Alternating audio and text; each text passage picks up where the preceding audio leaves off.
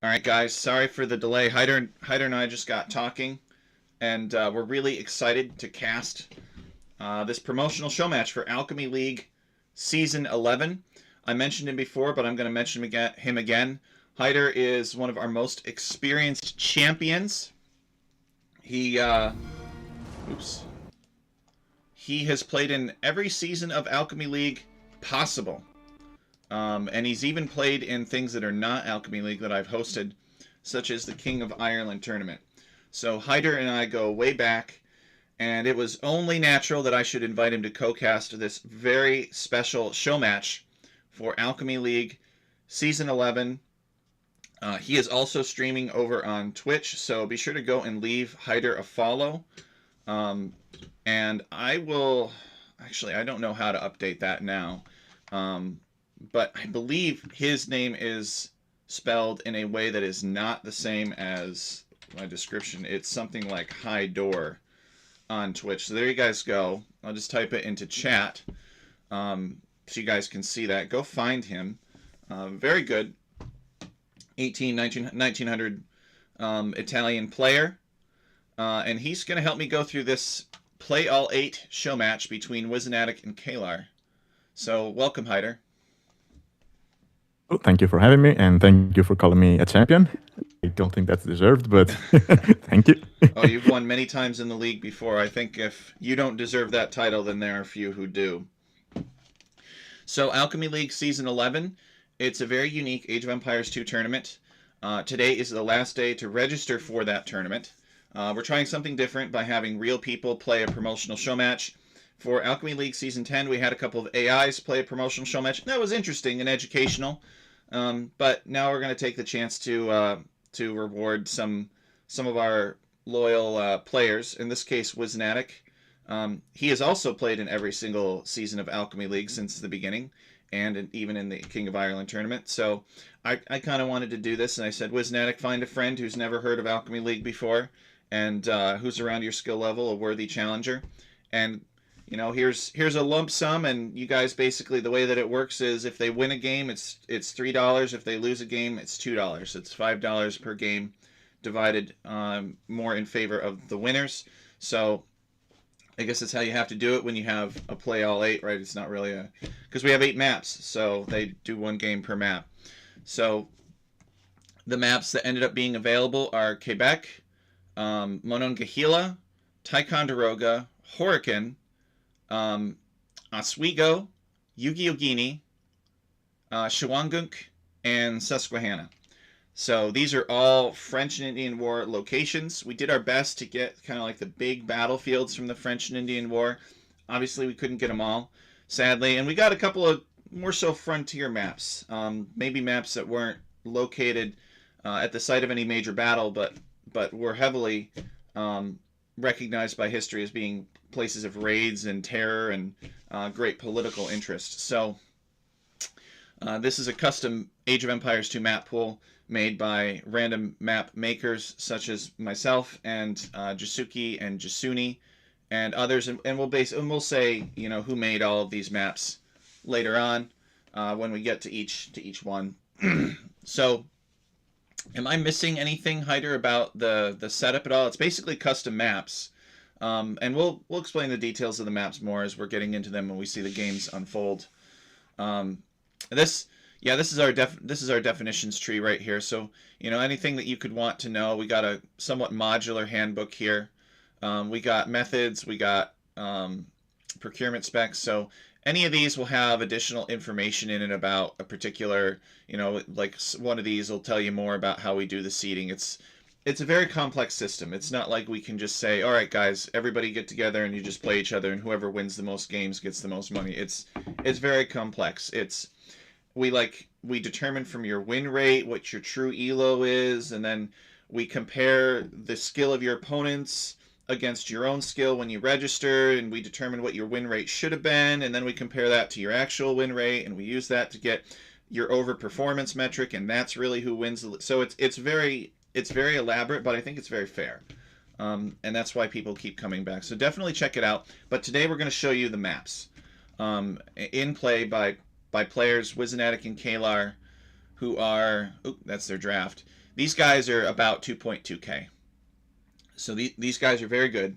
Top 1% of players everywhere.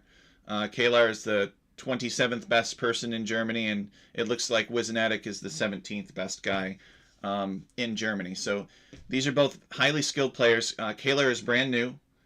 So who knows? Maybe he plays the show match and he's like, never again. These maps are too crazy for me. And which there are a lot of people out there like that. Or maybe you really liked them. I don't know. But at least hopefully they had fun. And that's really what matters. And wisenatic obviously loves this kind of thing. He's here all the time. We'll talk a little bit about the civilization draft. So basically what they did was, and this top one is the handbook here. So if you click on that, it'll bring up the handbook with sign up links and all the details in it. But they took the first 4 available maps. So Quebec, Monongahela, Ticonderoga, and Horican. And they split them in half. And they said, here's one batch, and here's our second batch, and we're going to do the traditional Alchemy League Civ draft for both, because this draft link will work for Playoff 4. And so for the first 4 maps, we're going to see wisenatic with the options of playing the Armenians, the Britons, the Bengalis, the Burgundians, or the Tupi. And Kelar has options of the Turks, the Aztecs, the Magyars, the Japanese, or the Dravidians. So there are lots of bands. That's how we like it in Alchemy League. We don't like people being comfortable. We'd like to throw you out of your comfort zone and see some more unique civs. I mean, look at this. When was the last time you saw Britons in a competition? Seriously. All right, so anyway, Hyder's our resident expert here. What am I doing blathering on about the civ drafts? Hyder, do you have anything to say about these civ drafts? And I guess we'll go back into the other draft when we get to, at least I think I sent them to you in order. I guess we'll find out soon. What do you think about this civ draft before we get into the games? I think overall I prefer wisenatics. He's got some good as choices. For yeah. And I wanted to point out something about Britons. I've been playing them a lot in Alchemy League, so I've been giving them some love. But yeah, I agree that people don't pick them that often anymore, at least in 1v1s. All right, let's see how it goes. All right, so I think we're ready to transition over to the game. Am I forgetting anything? I explained the league, I explained the players, I explained the first draft. I'm not forgetting anything. This is a huge, this show match is a huge deal, so I might be a little bit on the nerves here. So if I forgot something, you guys just let me know, and we'll just go back. It's no problem. But Hyder does have a hard stop here in about 3.5 hours, so we should get moving. If he has to leave, then I'll just cast the rest of the matches myself. All right, I'm gonna go over here to the game screen share, and we're gonna load into the first replay here. Game 1. It is on FIW01 Quebec. I'm gonna load the replay, and I'm assuming Hyder's already up and in it, and he's in capture age and everything, and that takes a little time to get involved in. All right, so I am ready to go whenever you are, Hyder. Yeah, I am at 5 seconds.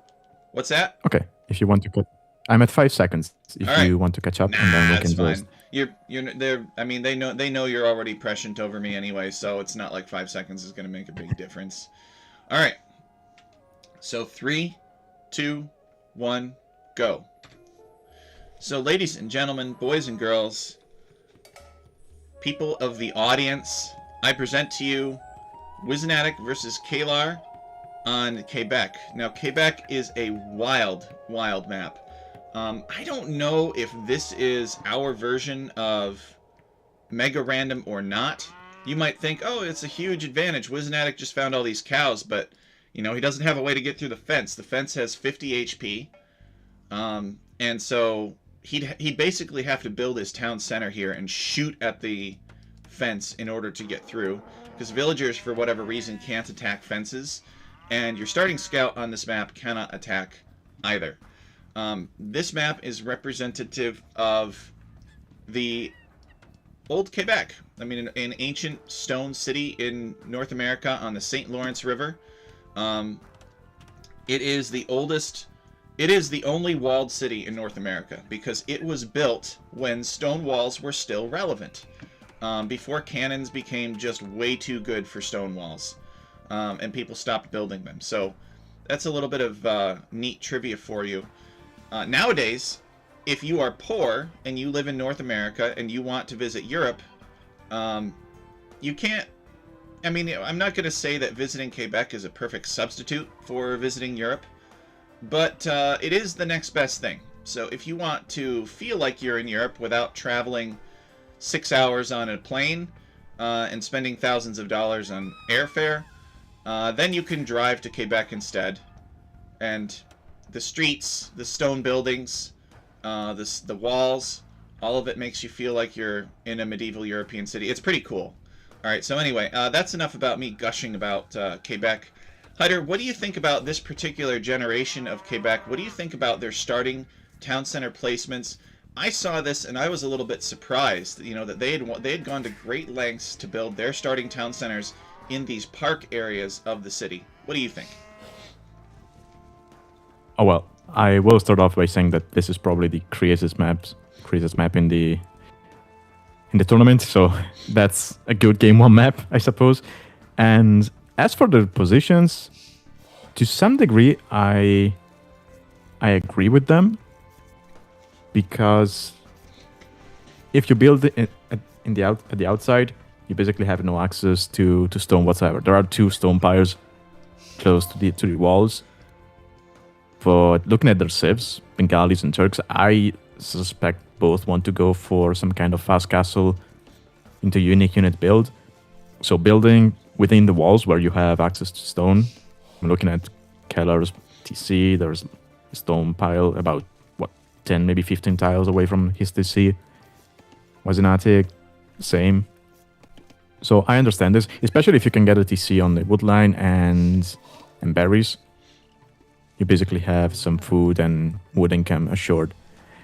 Now, as for the gold, as people might have noticed by looking at the minimap or just at the map in general while we are streaming it, the only gold access you have is from oysters. And correct me if I'm wrong, but the other generation you can get has whales instead of oysters. Yeah, so a couple. That's it. Couple things. There are no gold piles on this map, right? And Hyder's bringing that up. You have to take gold from the river, and Quebec actually literally comes from the native tongue, meaning where the river narrows, because it's a big rocky peninsula in the St. Lawrence River, hugely strategic location, and so we needed to make sure that we featured that prominently. So anyway, yeah, the gold is either oysters in the frozen version of this map, or it is whales in the version that is not frozen. Now, I believe this is all walkable ice, so you can walk on this, and you can even build town centers, you can build mining camps and settlements on this ice. There is a little bit of gold elsewhere. There are some foxes, for example, out here. Where were they? I know I saw one fox earlier. There he is. He's pretty lonely. He's over here on the left-hand side of the map above wisenatic's gate. And there are relics, too. And then finally, I just wanted to add before you continue, Hyder, that all of the resources on this map, including gold sources, are highly, highly random. And we did that because, it's Quebec, and we didn't really randomize the city configuration too much. So we figured in order to make this map more replayable, because it is largely a static map in its current state. I mean, the buildings are all random. The road is somewhat random. The trees and everything are random. But in terms of the actual configuration, is roughly the same every single time. And so, these berries look really big in this Showmatch, but you might go to play this map in your set in Alchemy League, and then there's only like 2 berry bushes here. Or these oysters look really huge, but maybe you go to play and there's actually only 1 or 2 oyster piles. Or maybe it's, like Hyder was saying, whales instead. And the same thing is true with the stone piles. The same thing is true with, the rabbits. The same thing is true with the relics. And there were some turkeys out here before somebody claimed them. So it's all highly, highly random. Sorry, Hyder. Please continue. But yes, there's great randomness in the gold, none of which are gold piles. And another thing to say about this map, which is actually true for all of the maps in this season, if I'm not mistaken, is that at the north you have the camp barracks, which can be captured, and they will give you access to what are they called? The warriors. What are they called, Zach? I keep forgetting They are called the name. Iroquois Warrior. So for this season of the league, many of not everyone, but most of the French and Indian War maps have this reversibly capturable camp barracks somewhere on the map. Now this is a nomad map, so it's got to be all walled in. You can't get to it immediately, because from this camp barracks, if you capture it, you can train the thematic scout for this season of the league. Now the thematic scout is not, he's not really that good. He's just for fun. There might be some situations where you might want to make him, but he's really expensive. He's like got 22 hit points, and he costs 75 gold. But what's unique about him is that he boosts the pierce armor of nearby infantry units by 2. And that, it sort of recreates the Native American scout helping your soldiers, your light infantry, find cover. So that's where we're going with that. But because this is a nomad map, people could start with their villagers out and stuff like that. You don't want a scout finding a villager that doesn't have a town center to hide in, right? So we have these Scythian wild women instead, and although it says that she can attack, she cannot attack. So wisenatic here looking to try to get in on Kelar's base, but Kelar is actually walled off his half of the city, which is kind of funny. Now this wild woman, she can't attack. She's got a large vision radius. She's relatively slow, and she kind of represents Sacagawea. That's how you got to look at her. And she has an effect too, an aura type effect that I think she heals units very slowly if they're within this circle. It's kind of representative of frontier medicine. I think this is the only map in the entire pack in which you could theoretically have the Scythian Wild Woman, and the Iroquois Warrior at the same time. All the rest of them are either one or the other. Actually, no, there is one other where you could potentially have them. So, well, that's enough about the map, huh? Look, wisenatic has not even touched these cows. I guess he just hasn't been hungry enough. They're both going for some really fast castle here. Kelar, as the Turks, is just getting his market up. And wisenatic is getting loom just now, and I think he's going to sell a little bit of wood maybe to click up. So wisenatic clicking up and Kelar clicking up. They're going to be Castle Age around the same time. And so I think we might see a battle of unique units, considering that wisenatic is on stone and Kelar is also on stone. The only difference would be that wisenatic is not taking any gold, whereas Kelar has sent some bills over to the oysters to gather from them. And I was just thinking, so if you click on the bills, they don't count as gold miners, they count as pearlers. So I wonder if the Turk bonus applies to these villagers. And I don't think it does, because, for example, the Japanese bonus doesn't apply to oystering ships. That's a good point. I was actually wondering the same thing. Do Turk villagers gather oysters faster than other villagers? They gather gold faster. I think the answer is no. I don't think they do, but I don't know for sure. What I do know is that the Turks are still incredibly gold hungry. And I saw this choice from Kelar of the Turks, and I kind of chuckled a little bit. And I was like, doesn't he know there's no gold to mine on this map? So I'm not really sure what... Although, actually, maybe he's thinking that he could get gold to mine on this map. You see, there was no... In the actual French and Indian War, the French were kind of just... At this point in time, when the British sieged Quebec, they were just sick of fighting. So they basically left the city, and they confronted the British on an open field of battle. And that battle was called the Battle of the Plains of Abraham. And in that battle, it was very short, and comparatively speaking, not too many people were killed. But what was significant about the battle was that the supreme commander of both the French army and the British army were killed around the same time. And usually that never happens. Usually one side loses their leader and morale plummets and they retreat. But in this case, they both lost their leader, and the French retreated inside their castle, inside of this walled city, and they surrendered to the British the next morning, because they were being starved at that point. They'd been sieged for a long time, and there was no actual battle inside of the city.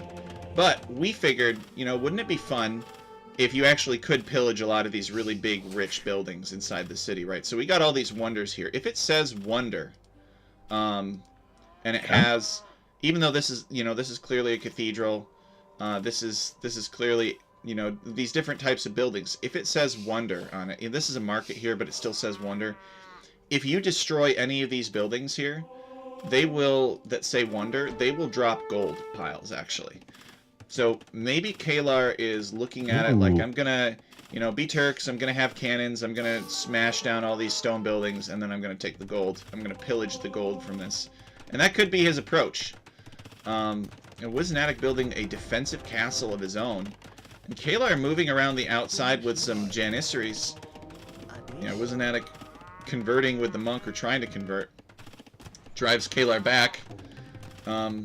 And Wisenatic has his Sacagawea here, who's getting gunned down. He's not paying attention.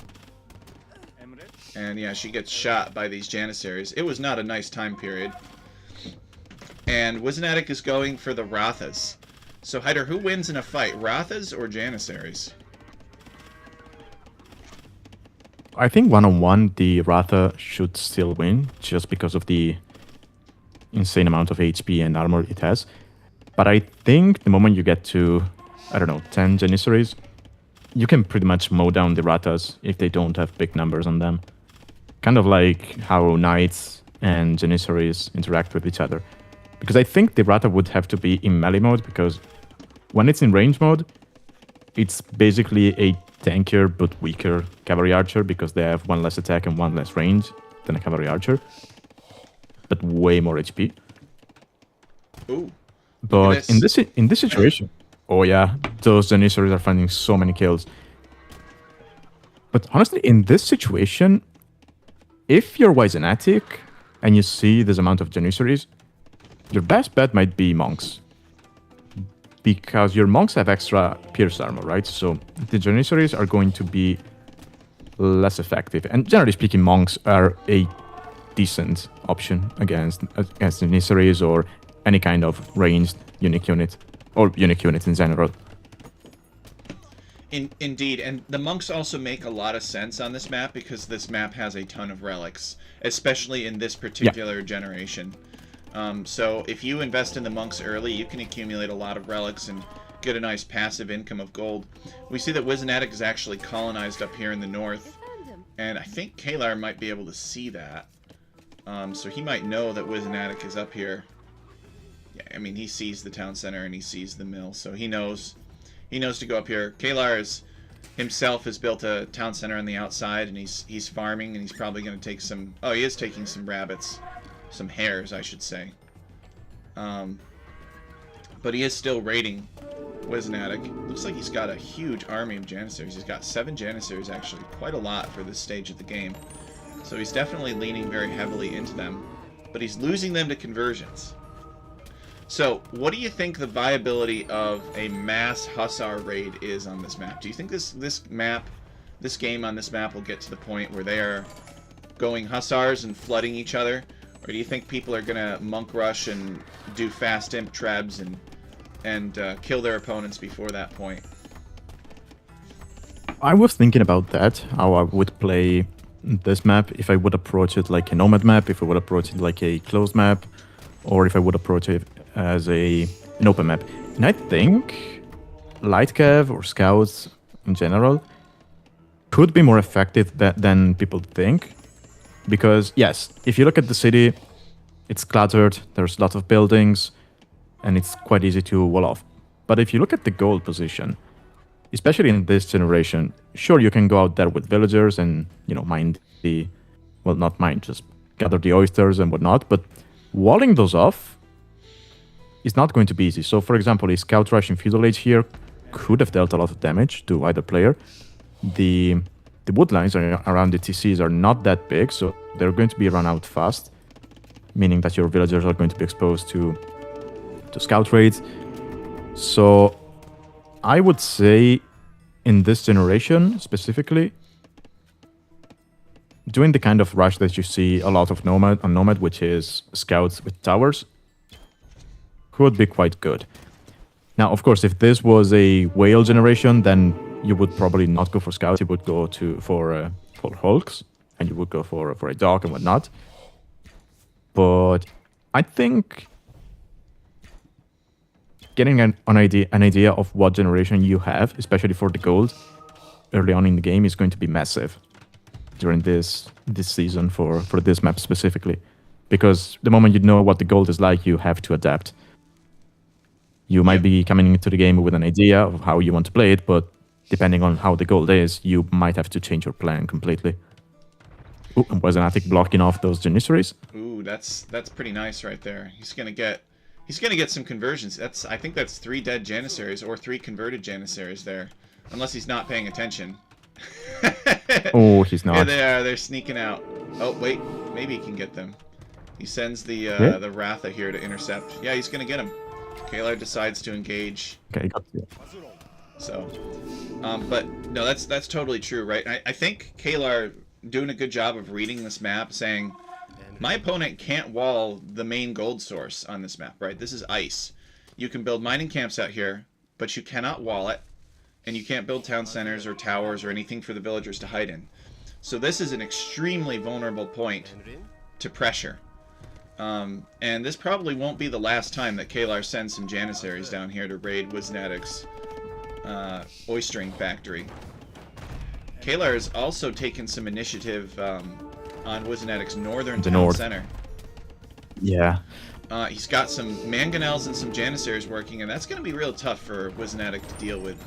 Mangonels are not that great against Janissaries. Janissaries have the same range as mangonels, but they have a ton of attack, so it doesn't require many Janissaries to destroy a mangonel. Wisenatic repairing the town center now. What could wisenatic do to turn this around? It looks like Kelar definitely has an advantage. Here's another raiding party going to wisenatic's gold. Yeah, the issue is that wisenatic is missing the right answers to the Janissaries and the mangonels, and I think, but that depends a lot on your own micro. I think going full monks here would be the answer. You get redemption, so you can start converting those monks, and then you can start working on the Janissaries. If he had a better eco, I would even suggest elephant archers, because of how tanky they are. They should be able to deal with the Janissaries. But yeah, as things are right now, with the kind of eco that wisenatic has, I would probably go full monks. He's got 12k gold. Sorry, not 12k, 1200 gold in the bank that he's not using. Mm-hmm. Yeah, I agree. I think throwing down a couple more monasteries and pumping out monks, I think we could see some real fun monk action on this map, particularly because monks are one of the few units that can bring you back if you are very economically behind. And they don't always work, and sometimes they're very bad on nomad maps. And it looks like wisenatic is starting to think about that, because he's getting Sanctity and he's getting Redemption now. Yeah. But I think it might be too late. I think Kelar may have done the damage. But I was surprised to see them add a second town center on this map. It seems like you'd want to build 10 monasteries and just convert everything, right? There's so much blocking. There's so many like buildings and crevices that you can hide your monks in to stay away from scouts. And the only problem is you just don't know what your gold situation is going to be like. So it's not like if monks are going to work every time. But and wisenatic is about 10 villagers behind. No, he's 20 villagers behind Kelar at this point. So Kelar with a big advantage here, and wisenatic's got to flee this area. Just lost his town center, although it might be over. Yeah, with the TC down, those vills are going to die. So the vill difference is going to become bigger and bigger. And it's a long way to his other TC and castle. So It's a long way yeah, to safety for this wisenatic here. Wisenatic yeah is this might getting be EGG from. fletching. Yeah. He's got... Wisenatic is a respectable Janissary army. And he's got 3 Janissaries he's microing against Kelar. But yeah, I think it's... he's in tough shape. He's got a lot on stone, too. He maybe could have built some towers or something along this... You can't build them on the ice, but you can sort of build them close on the cliff, right? So... He keeps picking up relics. How many relics does Wisenatic have total? Oh, doesn't matter. He's called the GG. So Kelar raiding Wisenatic's gold. The Janissary is very powerful on this map in this particular situation.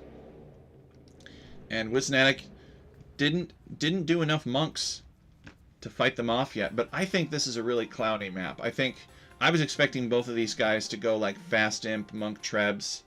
But they didn't really interpret it that way.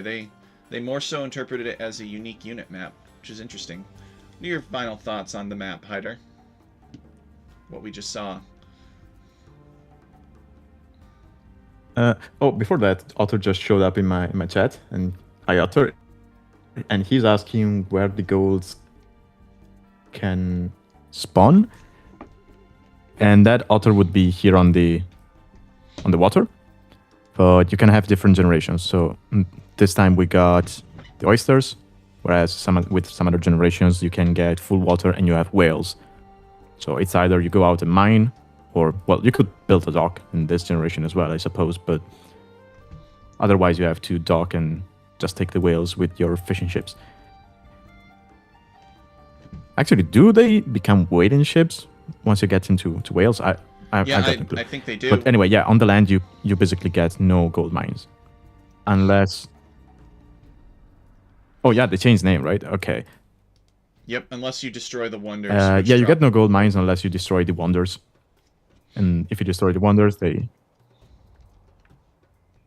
Yeah.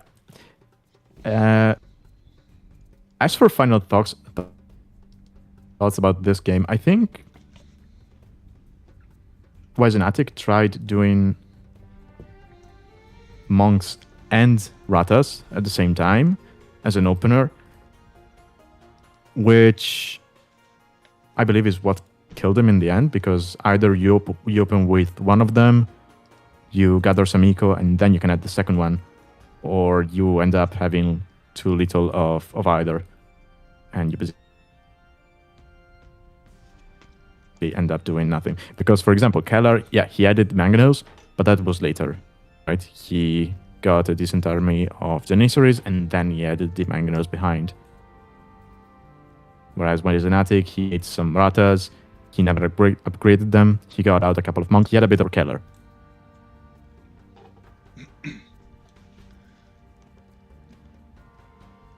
Alright, ready to go to the statistics here.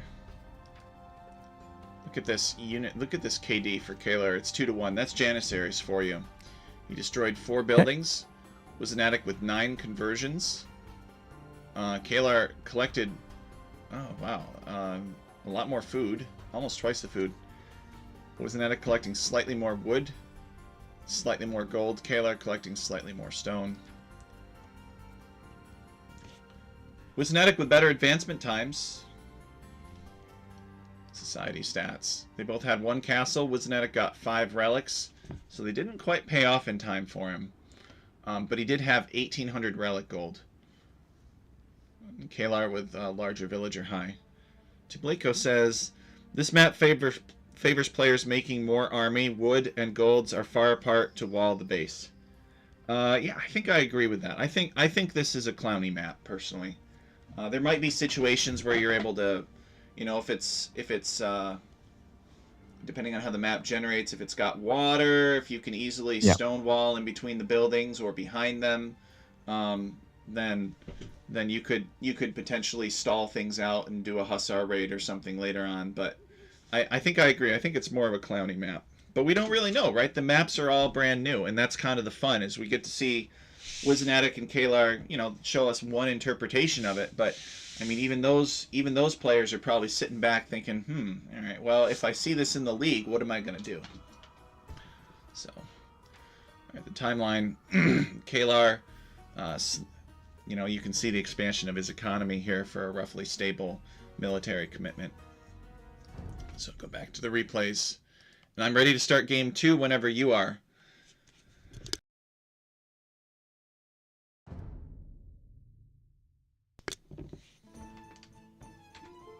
All right, I am at 1 second on Monongahela, and I am ready whenever you are. Just give the word, Hyder.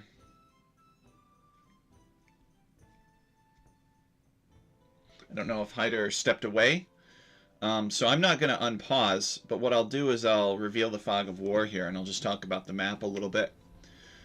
So Monongahela was made by Jasuni for Alchemy League Season 11. So the first map comes from, the native tongue in that area for, a place where the river narrows.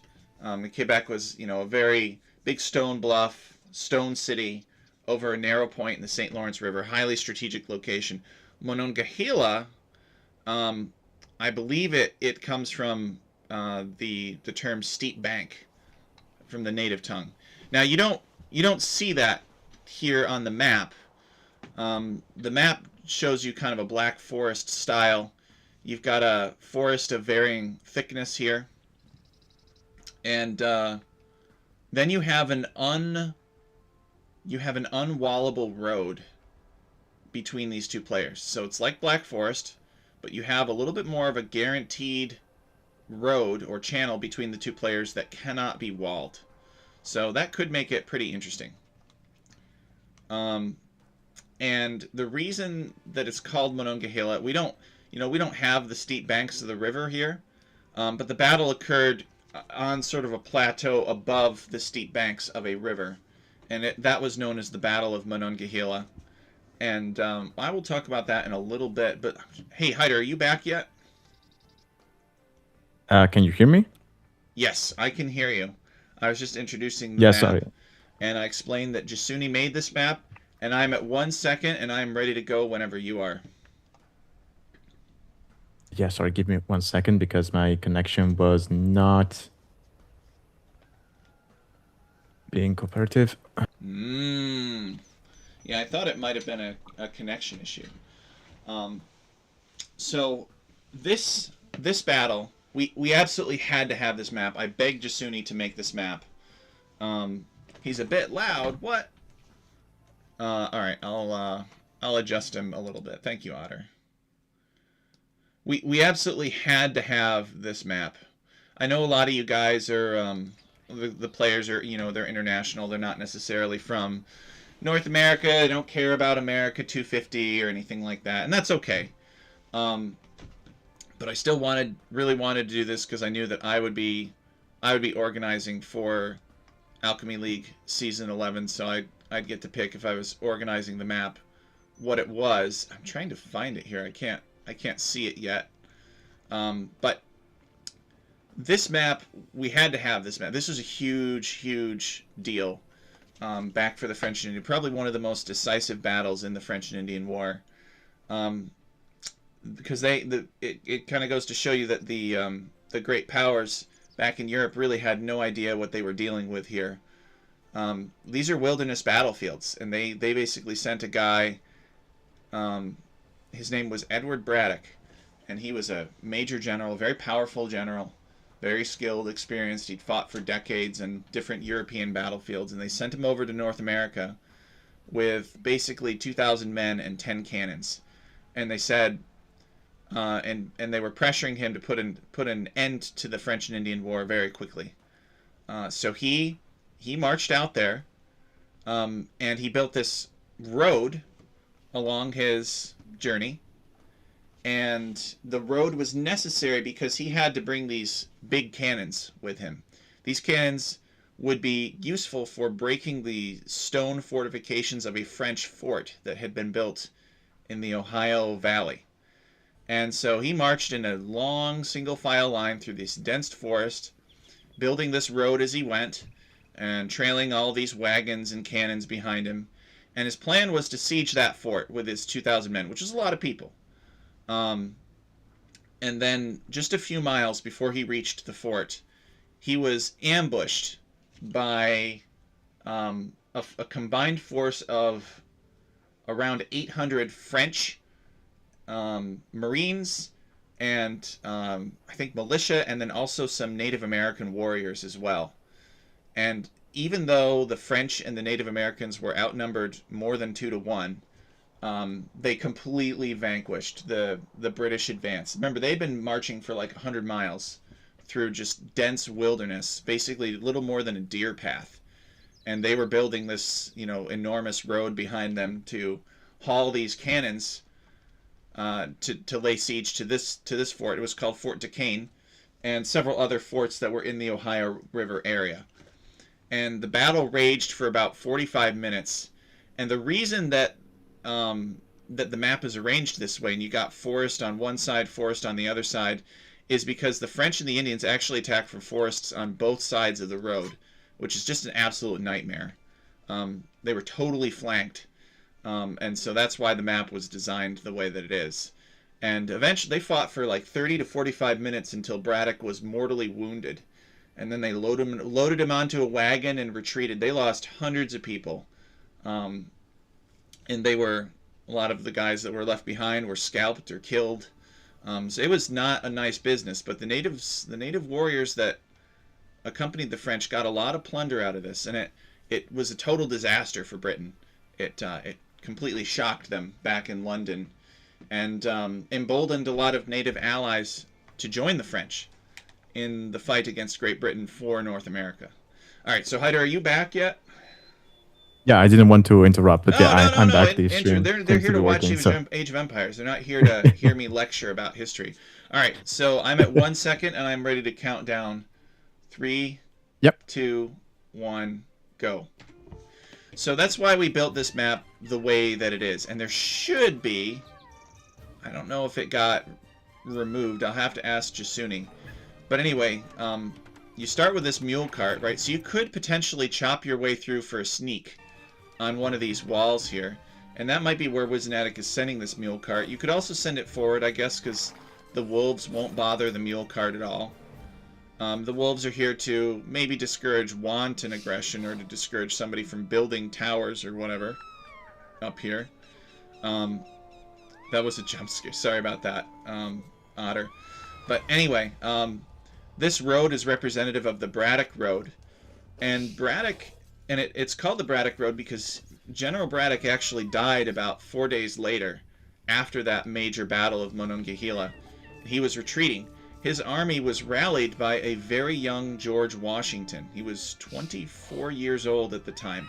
This was before George Washington went on to become a Revolutionary War hero, and later, the first president of the United States of America. And Braddock liked Washington. He is a little dismissive of Washington at first, because Washington had been out here in this wilderness and gotten his butt kicked. That's a map for later. See, wisenatic's going to push some deer in. But Braddock relied on Washington's expertise and knowledge of the area to help salvage his army. And Braddock, when he died, left George Washington with a satchel. No, not a satchel. A sort of ceremonial dress, if you will. I'm blanking on what the term for it is. It's like a vest, I guess, that Washington wore for the rest of his life, all throughout the Revolutionary War battlefields, which is kind of ironic. And when Braddock did die, Washington had him buried on this road, and they basically dug a big hole for him in the middle of the road, and they buried him there, and then they covered it up with the dirt. And then Washington had what was left of Braddock's army march over the grave site so that it could not be disturbed and plundered for the rest of the war. And there certainly were Indian raiding parties that followed them back and picked off wounded or anybody that fell behind, right? And but they did not disturb Braddock. And so Braddock, although it's not marked, it was not marked historically. It should be marked on this map, but I can't find the grave on this map. It's supposed to be there. Oh, well. So we got Magyars versus Britons. I think I know what kelar is going to do. I mean, I think this is a Lightning Scouts build. Kalar's going to use the mule cart maybe to go out here and farm some rabbits or something and get a very fast build. And wisenatic's Britons, so wisenatic is thinking, you know, I'm going to interpret this map the way that the French and Indians did. I'm just going to have longbowmen all along the edges of this map, just raining arrows into it. So kelar is looking at it from I'll kill my opponent quick by slipping in here with scouts really early. And wisenatic is looking at it like, all right, I'm gonna have ranged units on either side of this narrow corridor and rain ruin upon my opponent as he tries to advance. So I can tell from the sibs, you know, maybe what they're thinking. Maybe Hyder has a different interpretation of what their plans will be.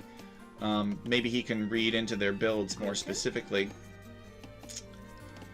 So when I saw the sieves, I was thinking, okay, both players have thought about this map as if it were Black Forest. So Britons are actually pretty good on Black Forest. Magyars, you don't see them on Black Forest, but I thought kelar would run to the front with a villager to wall it off. And since you're Magyars, you would kill these wolves with a single hit, right? So you can actually get to your opponent's base, wall him off in his face, and then you can go back home or take the red foxes on the way back. There's actually 12 of them.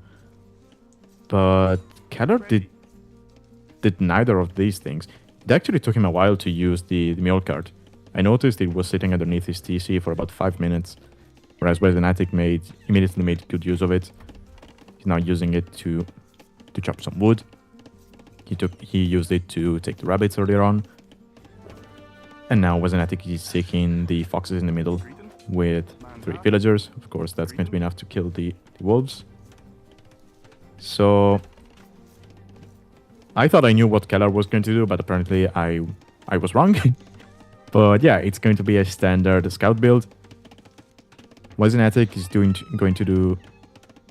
Yeah, he's on gold, so this is going to be... Well, he's got vills on foxes, so... And yeah, he's going to do archers. And I'm surprised by this, because this kind of passage in the middle reminds me of... what was called the Jupiter map from the space season, where we saw people build the military buildings in the passages, and then they got blocked off because, you know, the other person had already walled it. So I don't think these archers and these scouts are going to do too much, just because of how easy it is to wall this off. But we'll see. Maybe they'll prove me wrong. Yep, so we got a stable that's up from kelar, and kelar's got some scouts in the queue. And look at wisenatic. He's basically, he's lucky. He gets a tree reeds on this, you know, right in the middle of this barracks and this archery range. Now this dirt is unwallable, but I think wisenatic is just going to stand here with a couple of spearmen. So you cannot wall this off.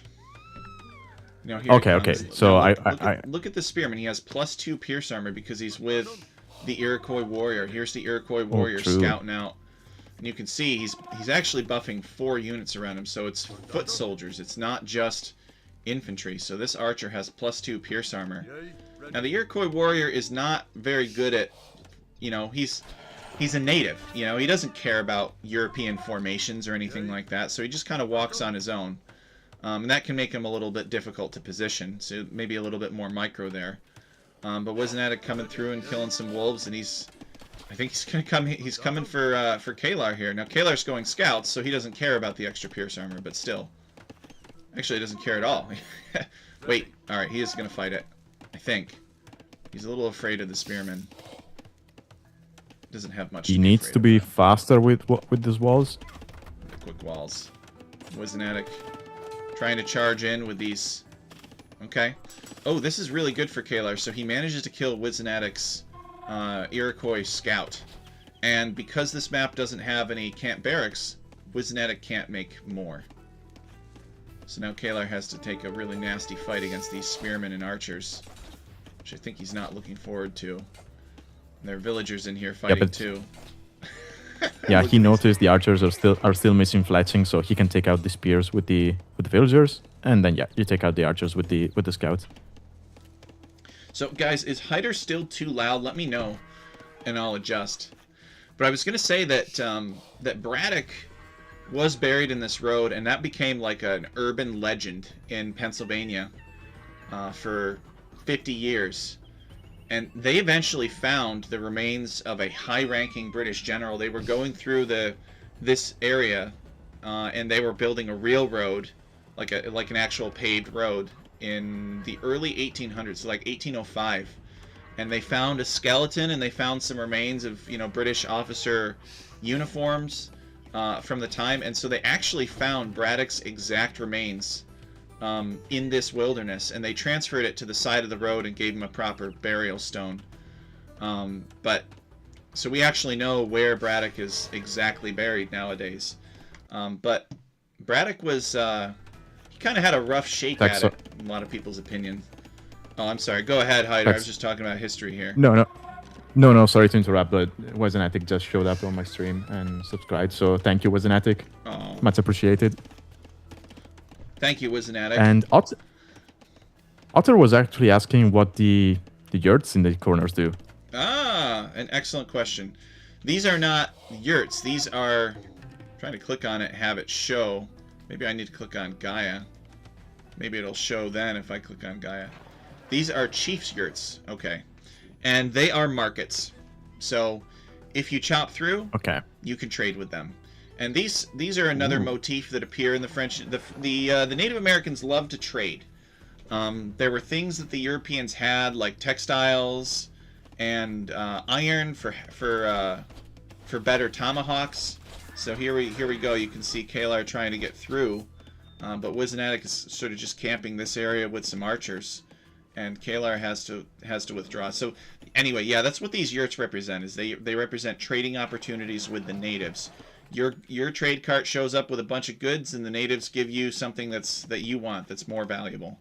So the natives would generally extract a lot of pelts and other things, alliances too, loyalty, and in return, your imperial power would trade them alcohol or iron for hatchets, because they were using stone and bone before iron.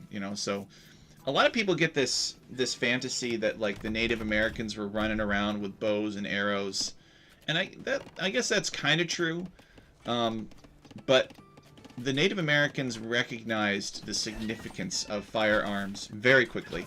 They're like, whoa, these boomsticks are quite powerful, and they tried to get as many of them as they could as quickly as possible.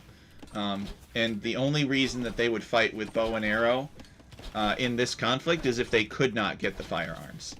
And even then, they might be like, well, we don't have any firearms, so we're not going to fight because that would be stupid.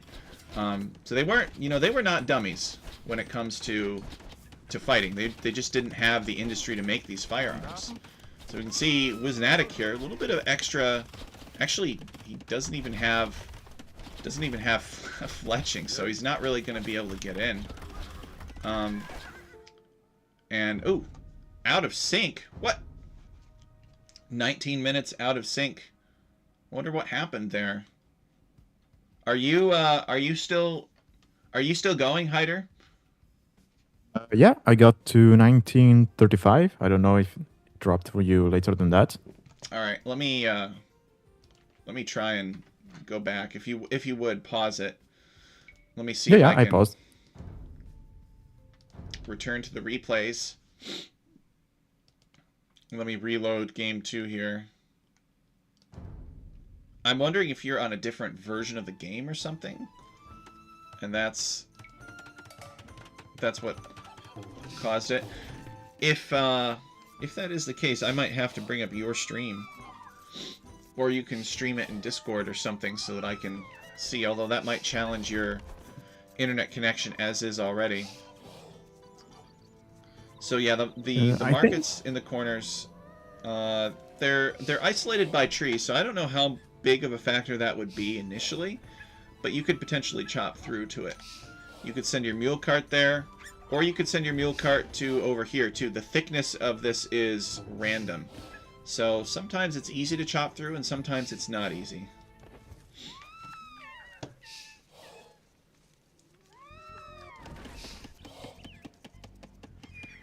I would be surprised if it was a game version difference, because I think if you had a different version of the game, it would have told you when loading the Rex, right? Right. But we're working with the same Rex, and that's kind of the mystery to me.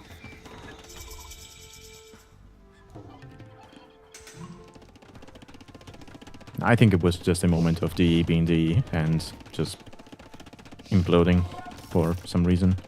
There's no reason at all, just DE things. Yeah. Alright, well, we're powering through. Why don't you continue with the cast, Hyder, and then I'll let you know when I'm caught up here. Oh, you want me to unpause and go on then? Well, it'll just be a few seconds, I guess.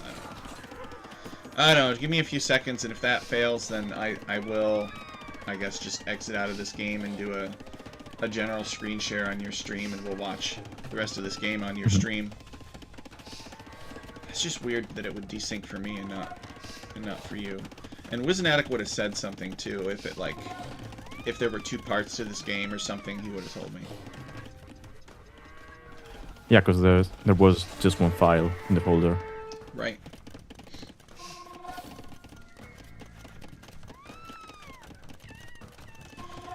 So what are some other notes that we should know about this map? I mean, it's kind of like a blend between Black Forest and Amazon Tunnel and maybe Ghost Lake a little bit. It's interesting to see their interpretation of it. I think kelar was planning for some early aggression, but wisenatic walled him out. Alright, so yeah, I am now at 20 minutes. And I am 20:04 and I'm ready to go whenever you are. Hey, let me catch up because I was at 19 something. Alright. I don't know what it was, guys. I was about ready to... But I was like, wait a second. Hyder is actually further than I am. What's going on? Alright. So let me know. Good thing you're here, Hyder. Go for the countdown. I would have given up. Alright, you ready? Yep. Alright, 3, 2, 1, go. Alright, so we are back. Sorry about that disruption, guys. We are back with wisenatic versus kelar on Monongahela. Monongahela was made by Jasuni. Jasuni had lots of good ideas. He's very creative, so he's been scripting with the League for a while. He is not to be confused with Jasuki, who is a different, newer map maker. Jasuki is in Spain, and Jasuni is American. So wisenatic getting Castle Age, getting the crossbow upgrade, and it looks like he's gotten both of the range upgrade, just the first one, fletching. He has not gotten Bodkin arrow yet. This extra range is just from being Britons, because if he had Bodkin, he would have an additional attack. And he's just trying to get through. And meanwhile... Yeah, but there's a mangonel coming from kelar, and without the extra range from the Britons, then mangonels are suddenly again a counter to the crossbows. There's also light cav and a knight on the side. So kelar should be able to clean this. wisenatic is surrounded. He's trying to flee. And these archers know that they're surrounded. The knights and light cav are killing them. And the mangonel is not in range, but there are enough cavalry here that are able to clean up the archers. And now I think wisenatic is in a little bit of trouble. He has some cavalry thundering toward him along the Braddock Road. Yeah, but at the same time, wisenatic being Britons, he dropped down 2 extra cheaper TCs, so he should be able to protect his own eco for the time being. Now this cavalry is fully upgraded, because they get the attack upgrades for free, and kelar got the armor upgrade straight away. They get killed by the crossbows, and there was also a spearman over there. And yeah, wisenatic is going to be fine here. Yep. So kelar is in on wisenatic. These knights are headed over to the gold. I guess wisenatic feeling like he can just quick wall. He's not too worried about it. Crossbows in pursuit. The farms will be harder to quick wall. Now, I just want to Yeah, he's going to clarify lose a build. But... to the folks that Oh, no. there's a lot of open space back here. That's just done for AOE game balance purposes. That's not realistic. In the 1750s, this was all wilderness. It was all forest and Kalar's knights eventually going down. Town Center arrow fire, among other things. And look at wisenatic. He's heavily on stone. And honestly, if he deletes the house behind the barracks, he could drop a castle there on the road, securing, basically completely securing the road with a single castle, and then he can go longbows. Now, I would love to see that.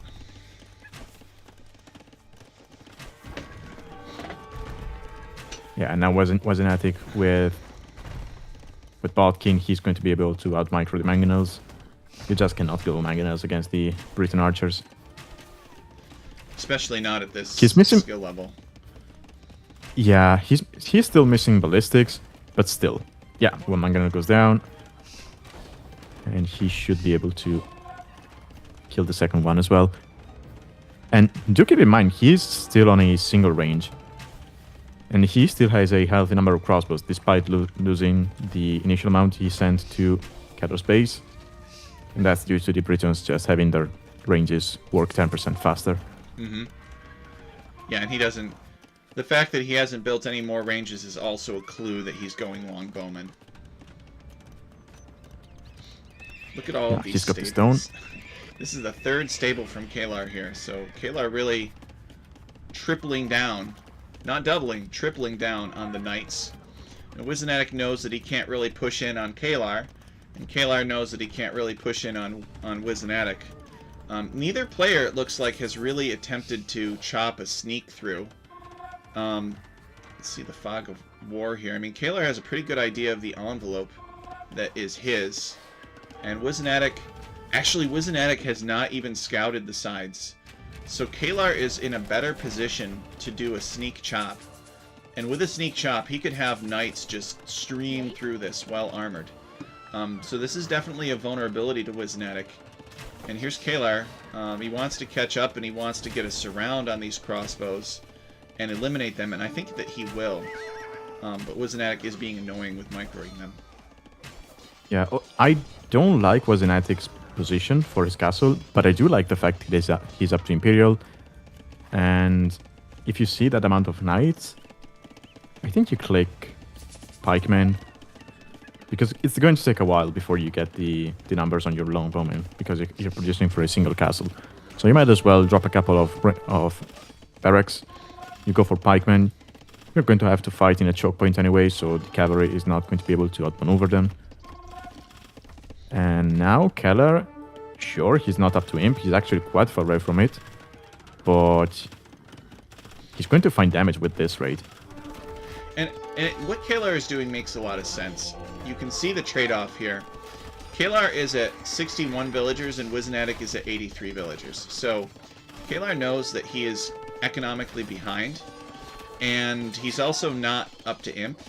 So Kelar, I think, is really prioritizing, and I think this caught wisenatic by surprise. I don't think wisenatic was expecting that Kelar would prioritize just streaming as many knights as possible in. This is a I want to end the game in Castle Age kind of play. And whereas wisenatic wants it to end in Imperial Age with longbowmen everywhere. You can see Kelar is sending more. So these knights have definitely slowed down Kelar's boom, and they've slowed down his Imperial Age time. But he's thinking, maybe if I can get enough damage in on wisenatic in the Castle Age, I can just end this right now. Yeah, and this is why I wanted to see the castle on that road. If the castle had been there, then this whole raid doesn't happen. Or at least it happens, but with a lot less power. Because that castle, it's not protecting anything. Now that said, now it's going to be at least 10 longbowmen on the field. With Bracer, they already have one more attack compared to crossbowmen, but yeah, this is a huge amount of knights. wisenatic needs to be patient for a moment. Maybe drop a university, get ballistics, and then you can take the fight. Yeah, Kelar's come back here to do some more damage. He probably sees the Imperial Age and knows that wisenatic is going to get some very nasty technologies, and he doesn't want to have to deal with it, so he's going to send some knights in to maximize damage before then. Yeah, and to be honest, he doesn't really need to kill with this army. He just needs to keep it alive so that wisenatic cannot move out with his own army. So these knights, they can just run around in wisenatic's base and buy Kelar time to develop his eco and get up to Imperial himself. And then you can take the game from there. And let's see, what is Kelar doing? He's not making anything. Could that mean that he's saving up to go to the Imperial Age? Let's see, he's got I think that's a the siege case. workshop. Where's his other building? I don't see another building for Kelar. No monastery, no university. He might be rushing that up pretty quick. Wisenatic trying to wall Kelar in with some barracks. Kelar's actually surrounded a lot of villagers. Oh yeah, he's going to kill a lot here. He'll lose the knights eventually, but I think that's what, at least 10 bills down. Yeah, wisenatic is boomed up to 108 villagers, and Kelar's at 80. So I think that these knights are now trapped. I don't think they can get out now. They're monks. They're longbowmen. So he's going to go and try to kill the monks. But wisenatic getting the conversions, and Kelar's army has been eradicated. So now wisenatic can push out into Kelar's base. But Kelar has clicked up to the Imperial Age. As you described, that was the objective, to get up to Imp. And here's the university that Kelar rushed down to be able to click up. The only problem I see from Kelar now is that he's Magyars, and he's going to have to fight Britons on map with a choke point. So if he had been cut into side, as you mentioned, then I wouldn't mind this safe matchup, because then you have Magyars, you have the mobility, you can just stream hussars from 3 different holes in the woodline. But right now, he's going to have to fight Briton longbowmen and halberdiers in a choke point. I don't like that, because I think Magyars don't even get siege. Yeah, they don't even get siege ram, which generally speaking is a good counter to Britons. Yeah, and Kelar worried. Look at that. He's got a castle right here on his unbuildable Braddock Road, and then he's got stone walls going up too. Now, Alchemy League is standard victory condition, so maybe if Kelar could just hold long enough, being that it's hard to advance against Britons, could it be as hard for the Britons themselves to advance, lacking a real power unit? Could Kelar build a wonder in the back corner of his base, you know, and just stream trash until the game ends? I mean, it's not over. Just because wisenatic is an Imperial Age and has an army and has nearly twice of Kelar's score. Oh, look at this. wisenatic is going to do the cut instead. Look at where he's sending the trebuchets. So wisenatic knows that Kelar has fortified this area somehow. Or maybe he just figures it. And does Kelar know about that? Oh, Kelar does not know about that. Let's see, Kelar's... And I don't think traps work the way onagers do. So onagers, even if you don't see them, you can hear them when they're cutting. But I don't think that happens with traps. So this is going to be a big surprise from Kelar. And if wisenatic gets through there, he's going to be finding gold, some woodline. And Kelar is suspicious, right? Because he knows wisenatic's got stuff. He should have a trebuchet advancing through the center. And we can see the outpost foundations. And Kelar spotting the trebuchets over here, so he knows that wisenatic is going to come at him from this direction. So we had one outpost go up, we have another outpost. And I think, what do you do now if you're Kelar? You basically just let wisenatic come out into the open where his army can be destroyed. I think that's the play for Kelar now. Assuming that he can get enough to defend with, which Look at all these nasty units here from wisenatic. These are crossbowmen of 5+5 range. The longbows, 5+5 range as well. They got halbs. Wisenatic is building a castle, and there are trebuchets here too. That's such a good castle. That is a mean castle right there. Where's Kelar's gold? Actually, he does have another gold back here, so it's not the end of the gold. He actually has 2 more golds. He's got another one here too, and he's chopping to the neutral chief's yurt at the market. But yeah, this is a devastating advance for wisenatic. Yeah, wisenatic keeping getting gold wolf now. Map. Yep, he is. Yeah, that's a sick push from wisenatic. And Kelar calls the GG. He's too far behind. He had some good plays in Castle Age, but wisenatic survived the damage. I think Kelar was slowed down by scouts. I think those scouts did not get the value that he was looking for. Maybe they weren't fast enough. I also think maybe Kelar missed an opportunity with like setting his wood line forward and chopping through. Maybe he could have chopped through in the Castle Age if he had been coming out here since the Feudal Age. Remember, wisenatic didn't scout all of this. In fact, I don't even know if wisenatic knows those outposts are there, if he cares. Yeah, he doesn't even know that those outposts are there now. So what if Kelar had built a lumber camp here and in the Feudal Age and chopped his way through in Castle Age, and he had some knights and some mangonels? It could have been a different game. But wisenatic was able to greedily boom. Yeah, they basically both approached this. I mean, Kelar tried to do some scouts in Feudal Age, but after that he kind of approached this like kind of like Black Forest. Or no, sorry, that's wrong. wisenatic approached this like Black Forest to some degree, and Kelar didn't do enough to prevent his opponent to be able to play like that.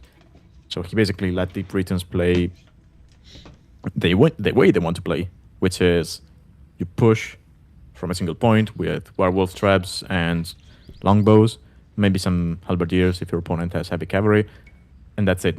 Basically nothing can stop that, because onagers are going to get, well, siege in general is going to get outranged by the longbows.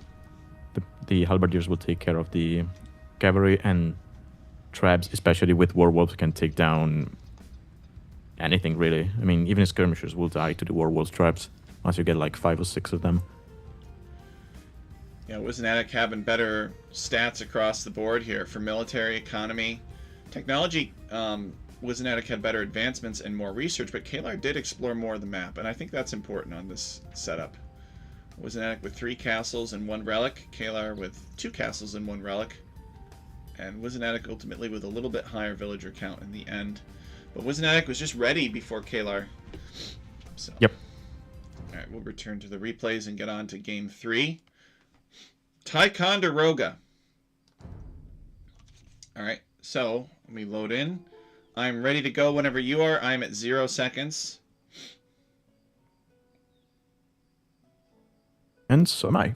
Alright, 3, 2, 1, go. So Ticonderoga, there's a fort. It's known as Fort Carillon, and it's down here. It's got some bonus gold. This map was made by Biscuits for Alchemy League Season 11, and the relics in this case are all on this ice blockage. The fort itself is located on what is now known as Lake Champlain, the very tip, the southernmost end of Lake Champlain. This fort basically guards the portage between Lake Champlain and Lake George. So the French and Indian War was largely fought over portages and strategic bodies of water, such as the Mississippi River, the St. Lawrence River, and the Hudson River, and the Lake Champlain watershed area. So the map is pretty open, I would say, and that's actually a little bit realistic. I don't know if it would have necessarily looked like this, but there is a big mountain above the fort. But the fort, it's not really that great of a fort if you really want to know the truth about it. It gained a reputation for impregnability, as long as a garrison defends it. I guess in 1758, I think the British, or 1757, one of those summers, the British advanced with, I think, like 6,000 troops and tried to take this fort that was guarded by something like 2,000 French troops. And it was a completely incompetent attack. I guess the guy that was commanding it was, again, very inexperienced in the wilderness. And so because of that defeat, the French commander Montcalm gained a reputation as being a legendary commander, and this fort being a legendary fort. So we had to have this fort because the French defense of this fort basically delayed the entire British expedition up to Quebec. And look at this, we got some extra Iroquois warrior here. So Kelar has immediately gone to this fort and trained some Iroquois scouts. And wisenatic trying to get over here to build a dock, but I don't think he's going to do it. I think this Iroquois warrior is going to chase this guy down. So here I am blathering about history again, and Kelar has gone for the quick the rush. But wisenatic has managed to fight it off. Not too much damage.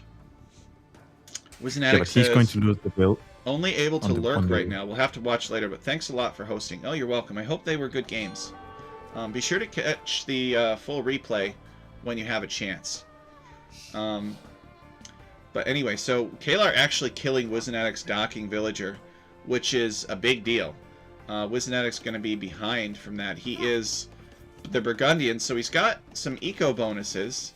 Kelar is the Aztecs. Has a military unit creation bonus, so no doubt the reason why Kelar is able to mass produce these Iroquois warriors.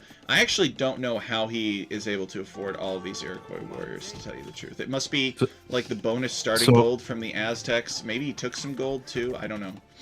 Sorry, Hyder, go ahead. No, I'm... Oof. Ooh, that village will die to the boar, rather to the bear. Yeah, Otter was mentioning this in chat. It's actually nice to see Kelar picks Aztecs here because, as you mentioned, the Aztecs, they do start with extra gold, and that's apparently is enough to get 2 extra Iroquois warriors.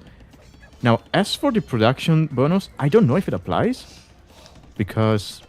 So Age of Empires is kind of weird when it comes to buildings and units that you take control of. So, for example, I know that units that get converted do not get the bonuses of the ship they get converted to. So, for example, if an Ethiopian monk converts an archer, that converted archer is not going to shoot faster, as far as I know.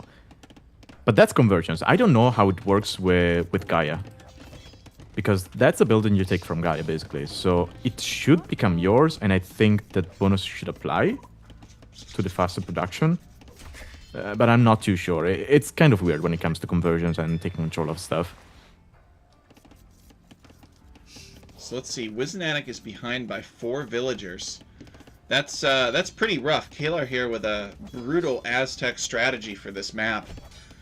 I don't think wisenatic was expecting it. I think wisenatic was really caught off guard by Kelar's plans. And so he's got safe villagers for now, but it's going to be pretty hard, even for the Burgundians, to dig out of this hole. 4 villagers behind. Yeah. We can talk about the isolated lakes here for a moment. Like there's different chances on this map to have different things. There's a 25% chance that you're going to get an ice blockage like this. So the ice is trying to flow downstream, in this case north for Lake Champlain. And this is an ice jam that was created in the spring from the melting snow. And so you can dock and you can fish over here, and you can dock and you can fish over here.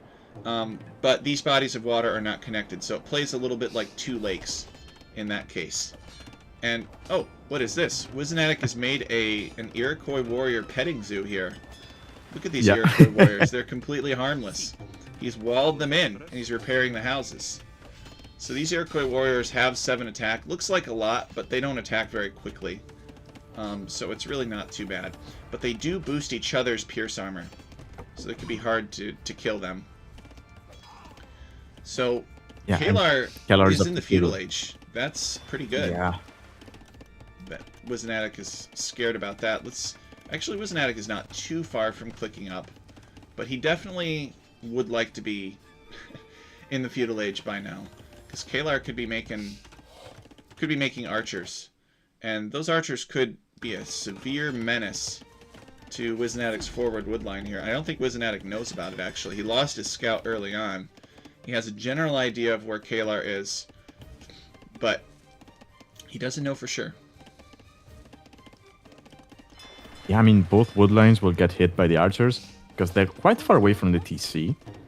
So it's not easy to defend your own resources. Even the gold is quite far away.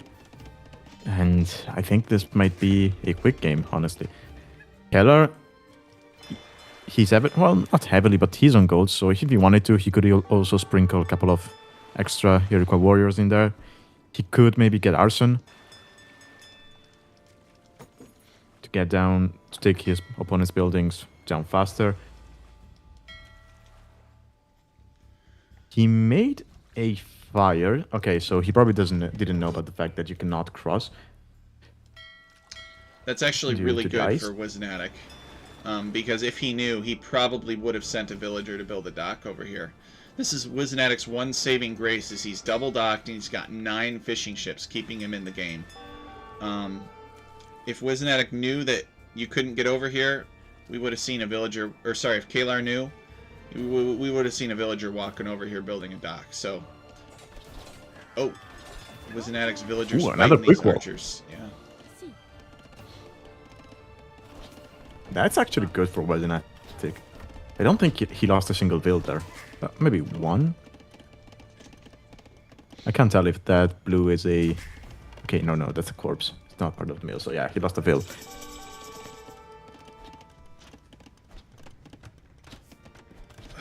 wisenatic wants to build this archery range here, but I don't think it's happening. There are 3 enemy archers here. He's going to have to cancel this foundation and build it somewhere else.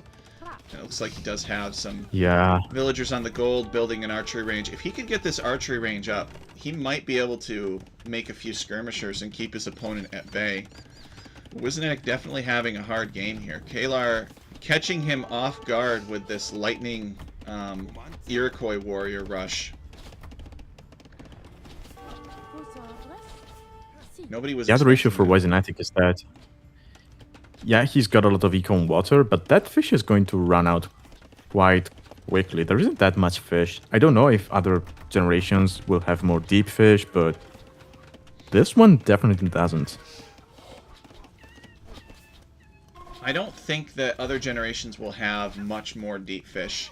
There is a summer version of this map that that doesn't have any ice here at all, and the relics are all just scattered across the map.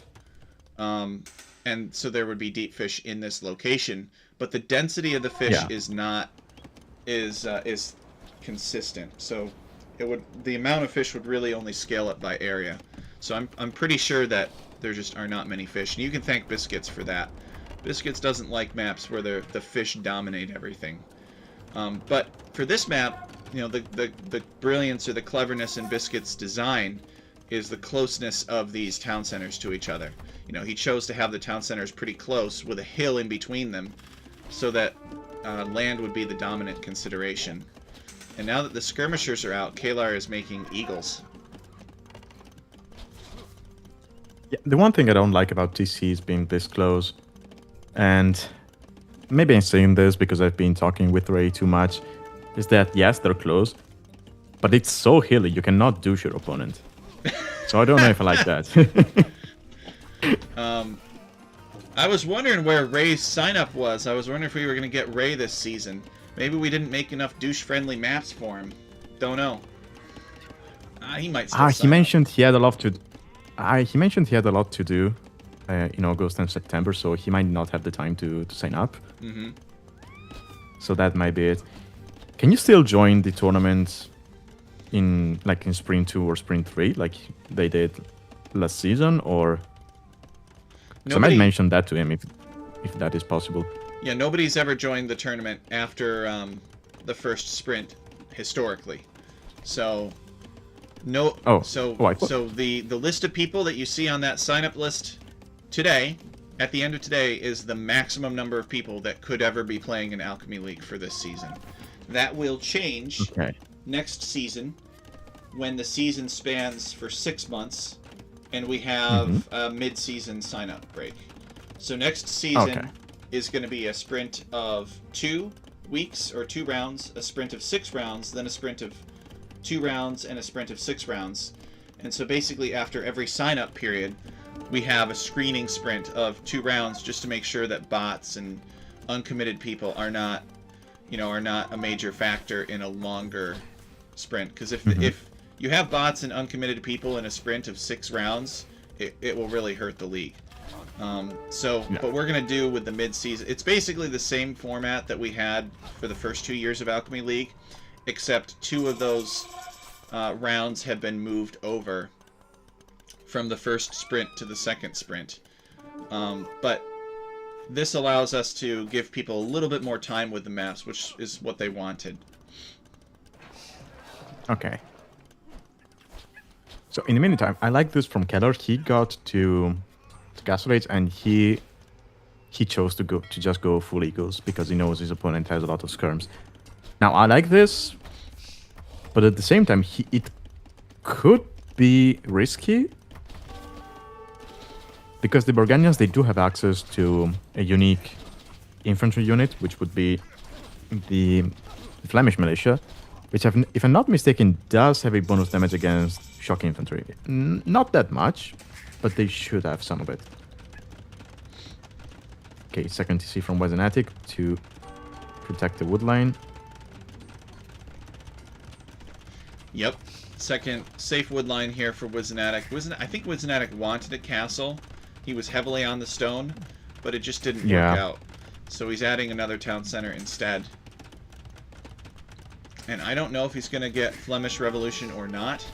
He's getting the Elite Skirmisher upgrade first. And he's just trying to survive here. Kelar, this might be the first Alchemy League game that was, like, decided in Dark Age. Kelar with that crazy Iroquois Warrior rush. I hope we don't have to nerf the Iroquois Warrior. That would be a little embarrassing. We did do some tests earlier, and, it seemed like the Iroquois Warrior was in a good place. But if we have to make it cost 100 wood or 100 gold, we will. I'll be honest, I don't think it should be nerfed because, I mean, this is something you can pull off mostly with the Aztecs, this kind of advantage. And here's the thing, if you load into the game and you see Aztecs and you know about this possibility, you most likely will have a scout cavalry. So you're faster, you can get there faster than your opponent. And so you can take the barracks before your opponent does. And sure, the eagle can attack the scout and kill the scout, but by the time you can just run around the barracks with the scout, get an Iroquois warrior out, and suddenly the eagle cannot touch you. Well, remember that they both start with an Iroquois warrior scout in this case, because it's the I'm done. Sorry. But you're right. We really shouldn't make nerf decisions based on just one game, because wisenatic himself was probably caught off guard. It's like, oh wow, that's actually a good idea. I should have had something ready for that. And that'll happen a lot this season, I think, because it's brand new maps and people like to come up with different ideas for them, and that's the way that it should be. So we'll see how it goes. We'll definitely be keeping an eye on it. But wisenatic calling the GG here. Kelar just too far ahead.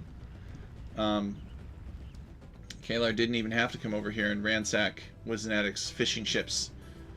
The pressure on the town center was enough with the mangonel. Yep, and speaking of fishing ships, I like that Keller did not overinvest into the water because he realized, okay, there's deep fish, but there isn't that much of it, so unless I'm fish booming, I'm not going to bother to invest too much. Now, wisenatic now, he has a lot of fishing ships, 11 of them. He would have had to drop fish traps and whatnot to make them more efficient, or rather worth the investment. But yeah, he didn't have the eco or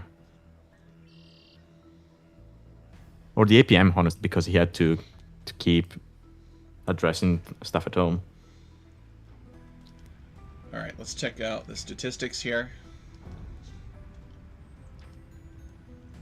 So Kelar, 19 kills, 12 deaths, 1 building razed, largest army of 19. Kelar with better food, wood, and gold collected, wisenatic with more stone collected. Technology, kelar was faster to the feudal and castle ages, and explored much more of the map and had more research. Society, kelar had slightly more villagers than wisenatic. And then here's the timeline. So we see a big villager kill here at 23 minutes or so. Let's go back to the replays. Game 4 will load in. One moment. Alright, I am at 0 seconds, and I am ready to go whenever you are. Okay. Yeah, I'm ready. Alright.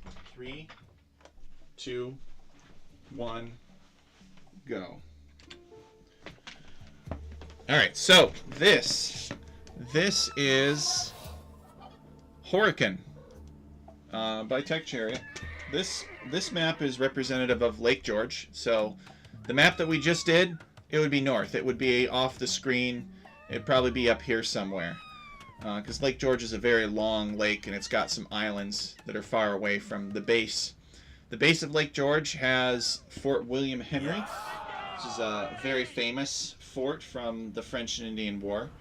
And Fort William Henry guards the portage between Lake George and the Hudson River, of which there is a falls, or a cataract, below, about here, I would say.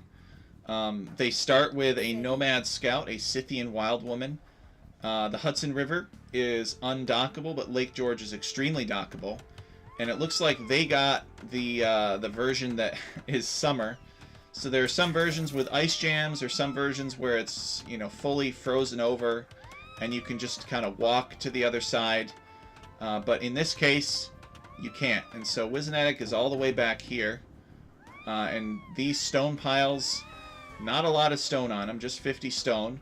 So they're mostly just here to be annoying, and to make it so that you can't go fast castle unique unit as easily. This canoe is just a transport ship. So it looks like kelar has built a dock, and he intends to fish early.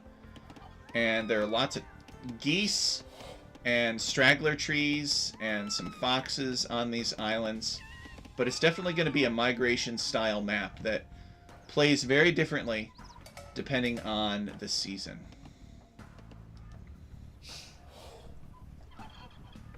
Yeah, I didn't quite catch the starting position for the canoes. Do they spawn close to the villagers? They At the spawn start of the close game? to the center.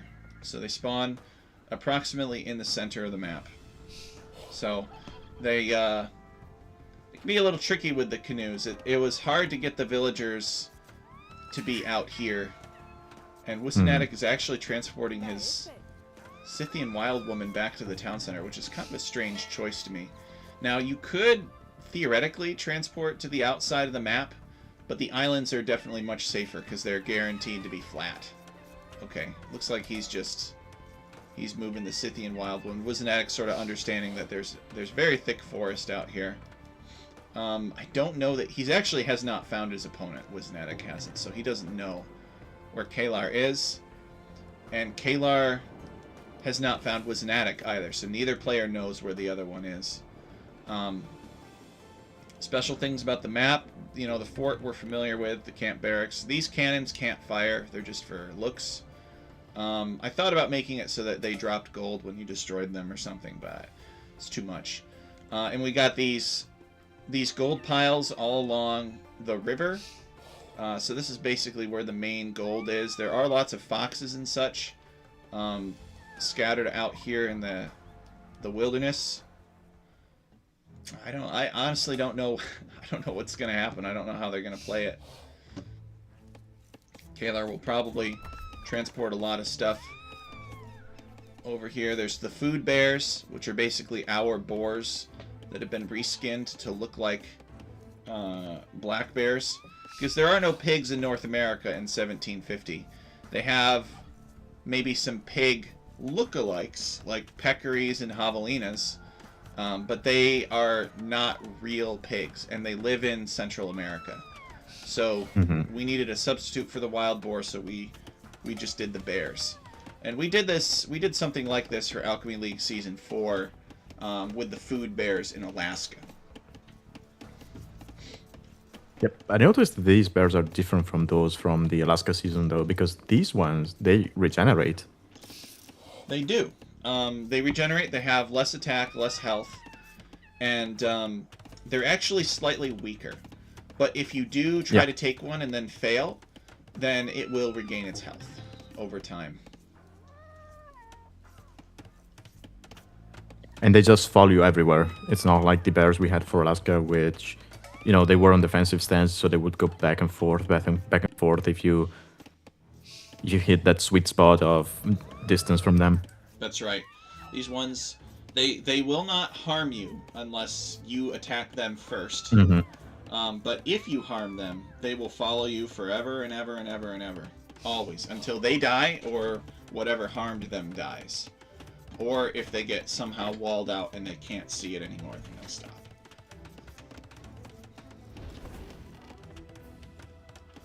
Okay, so Civ-wise, I can see wisenatic's idea here. I mean, 2P, you get to unique unit, they're quite insane. I honestly think that unique unit is a bit too much, but anyway. But I think I prefer Keller's reading of the map, because I think, yes, you have a normal start, but for the most part of the game, it's going to play out like a water map, or at least a hybrid one, so having a good water save is going to be fundamental. Not that 2P are bad at a water start, because they do start with extra resources. Long term, they don't have a good navy, but that's fine. I don't think you play that much navy in the late game on this map. Well, it depends. Sometimes the lake is fully frozen over, and Oh, true. you can't play navy at all. And sometimes it's like this, where your opponent's town center is literally on a starting island, and that's an extreme vulnerability. So wisenatic has actually found kelar, but kelar has not found wisenatic. So kelar does not exactly know where wisenatic is. He could be on an island out here, or he could have moved to the mainland. You just don't know. So tell me a little bit more about the 2P, because they're one of those new civs, and I'm not terribly familiar with them. It looks like wisenatic has built a settlement on the mainland here, and he's taken some deer. But what are the 2P good for? And why would wisenatic have chosen the 2P for this map? So the 2P probably have one of the dumbest unique units in the game, in my opinion, because they're basically ranged Karambit warriors. And the issue with that is that Karambit warriors, they're balanced because, yes, they're cheap, yes, they do not take that much pop space, but they are a melee unit, right? So they have to get into your face to actually deal damage. Sure, they're fast, but they're also very fragile. With range units, it becomes way better, the fact that they take half population space. They are created in pairs, so when you train one, you actually get two. They're cheap. Due to the 2P Civ bonus, you get back 15% of the resources you spent on a unit when it dies. It's an insane unit overall, especially if you have decent micro with archers. It's actually insane, in my opinion. It kind of gets countered by siege, but I mean, it's basically a cheaper and weaker but easier to mass. What's it called? The Mayan one, plumed archer. Oh, the plumed archer. I don't know. I think it's unbalanced as an idea to have a ranged unit with the same characteristics as a Karambit, but maybe it's just me. I don't know. But aside from that, yeah, they get the settlements, which work as a drop-off point for any resource. They can hide inside the settlements the way the Khmer can hide inside houses. And they start with extra resources, and they have a second unique unit at the barracks, which is the Ibirapema Warrior, which is a tanky infantry unit. It's not shock infantry, so it doesn't get bonus damage from say the militia line. And it's a infantry unit which it doesn't have an area of effect for his attack like the cataphracts. They kind of get like a cone in front of them when they attack, so they can hit multiple units in front of them. It's a weird one. I like it as a unique unit. I think it's the one thing I like about the 2-piece. But yeah, overall they're kind of one-trick pony. You just go FC with the unique unit, and that's it. So Kelar definitely doing a fast castle. He has nothing on gold, but he's built a market and a blacksmith. And he's on his way up. Kelar actually has not found wisenatic yet. So wisenatic has moved a lot of villagers over to the mainland. And this is one of those generations where you kind of have to be careful, right? Because this is all forest here. So you can't really... If you're pinned up against the edge of the map and you've got like a bunch of galleys here, you're not escaping. So wisenatic has gotten a lot of villagers. He sent 16 villagers from my count to the mainland here. I have a question. Yeah. Can you look at the left side? The Scythian woman from wisenatic walking. What? Is that supposed to happen? No, Or... that's okay. not supposed to happen. Okay. In theory, the rocks have blockers that should be preventing the Scythian wild woman from getting out there. But I apparently have failed, so I'll have to modify the map. But in case you guys are wondering, the area for this map has been quadrupled. Each of the dimensions for the sides has been doubled. And we have this large exclusion zone out here that is supposed to... Is that how she got out there? Through the... Probably where the river is. I don't know. But anyway, you're not supposed to be able to get out here. This isn't part of the... This is just a map that is stretched. It's twice the length, but half the width. So... Yeah. I wanted to recreate the extreme length of Lake George without making a map that had an unreasonably large area. So, yeah, she's not supposed to be able to get out there. I'll have to look into that. Watch the wreck and see where it was that she accessed it. But she came back via the creek, so I guess that's a little bit of a hint, right?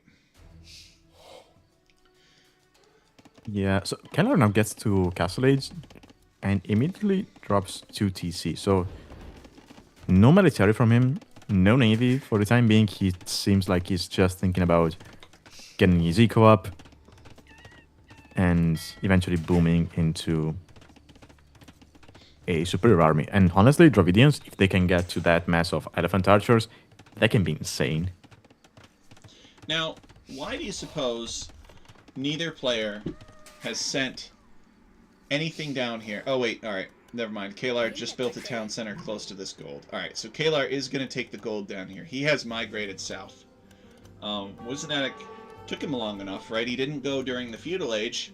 Perhaps because it's too dangerous. You don't know if your opponent's going to have units out here.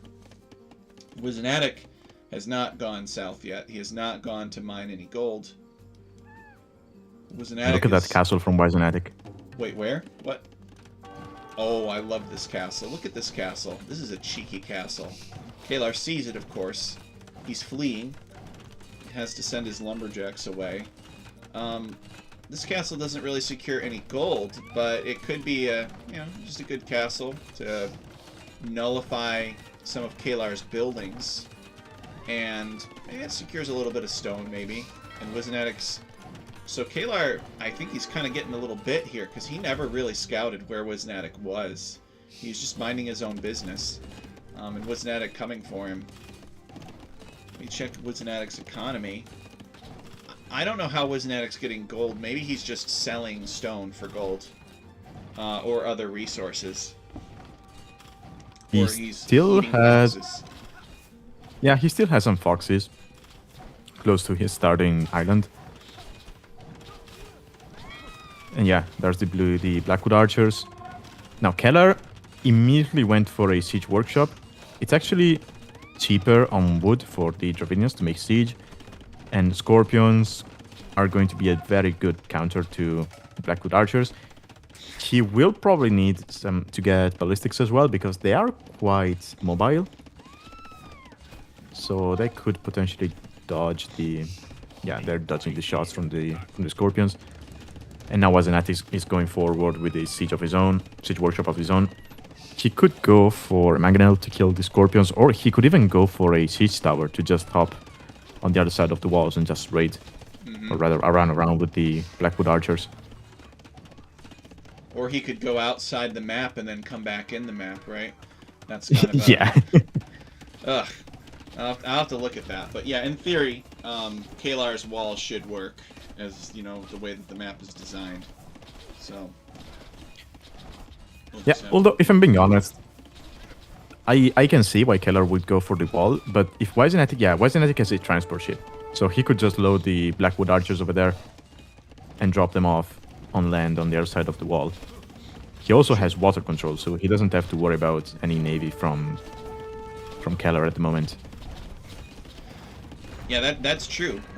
Because Kelar does not control the water, he can't expect these stone walls to last for very long. But they did last long enough to allow Kelar to get this mangonel out, and he's going to need it. Wisenatic's transport ship is coming. The transport is going to unload, maybe close to the town center, not sure. Ooh, Kelar knows about the transport. Here comes the Blackwood archers. He targets the transport first. I have to check. I think you can destroy that transport ship normally. Oh, actually, that's just a transport. That's not even the canoe. I don't even know where the canoe went. Maybe it got destroyed. Oh, here it is. So. Yeah, so the Blackwood archers, they got wrecked by the siege, and wisenatic is going to lose them. He's not on gold still, so he's not going to be able to afford many of them. He made no TC whatsoever in the south. Oh. Actually, does he even know about the gold in the south? He does. Okay, he does. Look at what wisenatic is doing with these transport ships. He had unloaded the mangonel and then attacked the dock and then loaded it back up again. Now there are some villagers... Oh wait, so wisenatic's actually hitting the starting... You can see starting TC used to be here because this is where the ox wagon is that was unpacked. So I guess wisenatic unloading a few Blackwood archers and some siege and with some hulks, and he's gonna destroy Kelar's starting island. Kelar can't escape. And despite the fact that Kelar has more TCs, he's behind in builds. He is behind in Res collected. So wisenatic didn't find 2 damage with the Blackwood archers due to the siege, but he's definitely adding an equal 50C from Kelar. Okay. So Kelar maybe he's just looking at this map and he's like, this map is huge, you know?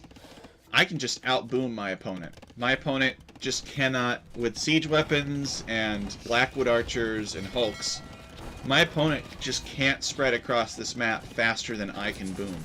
And that may be his logic. Maybe, you know, that's just how he's looking at it.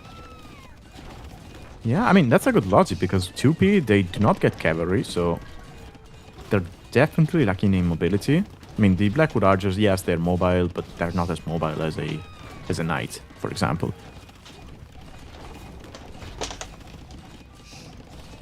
So Kelar, yeah, he's just going to merrily boom away. Ecotax, oh, he's got very good Ecotax, just missing the wheelbarrow upgrade. Let me check to see how many TCs wisenatic is on. I think he's still on 1 TC, I could be wrong. That wouldn't be like wisenatic. He's got these settlements. Maybe he doesn't need to be on more TCs. These settlements can't make more villagers, right? No, they cannot. Okay, so that's basically 1 TC from wisenatic. He's got a cute little island village here. Some nice settlements and fishing ships and docks and houses. And he's got a few settlements on the coast, but he's basically just kind of... He's all in.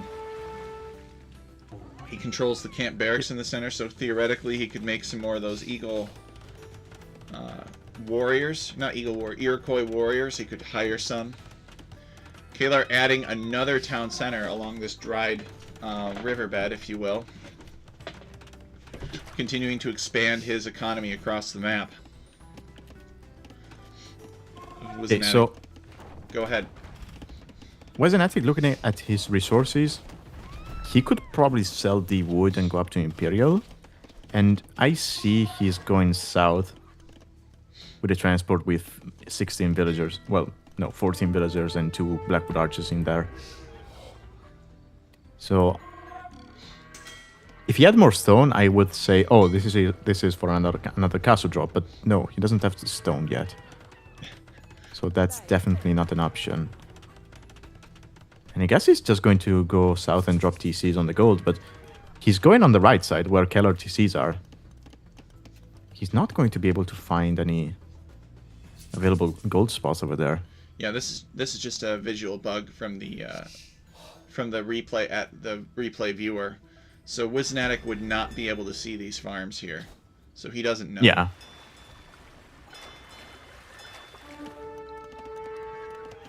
And Kelar will... Yeah, he will see those builds. He might actually think it's a castle drop. He probably will. Oh. If he sees it. Oh, he notices now, so he garrisons. wisenatic pulls back. wisenatic gets his outpost up so he can see that there's a town center there. Kelar building a market. I wonder if that market is to replace his old market. Oh, you know what? I bet Kelar went to buy some stone for a castle and realized that he had lost his market to this castle, which had destroyed it. And so he's thinking he's going to have to counter castle. But wisenatic is already building a castle because wisenatic still had his market, even though he didn't have the stone either. And so now Kelar realizing that he can't counter castle, so there's no place to build it. So he's going to continue to migrate, and wisenatic is going to keep building castles, I guess. Yeah, wisenatic needed this because his initial assault did no damage basically to his opponent. He needed to get a castle up in the middle of his opponent's eco and have a foothold from where to deploy his Blackwood archers. Also, now he's going to have access to some gold because he kicked his opponent off that.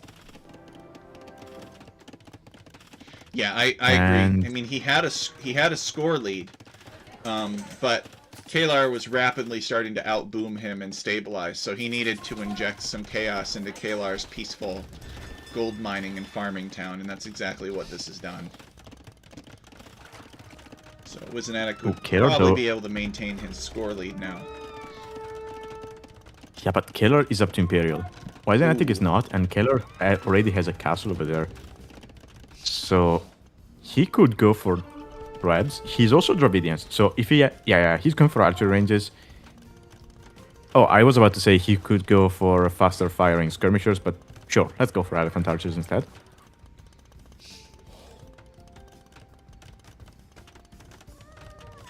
And I don't think wisenatic will have an answer. He'll probably see the castle and figure his opponent must be up to Imperial as well. Okay, he clicks now. He's going to be about 1.5 minutes behind.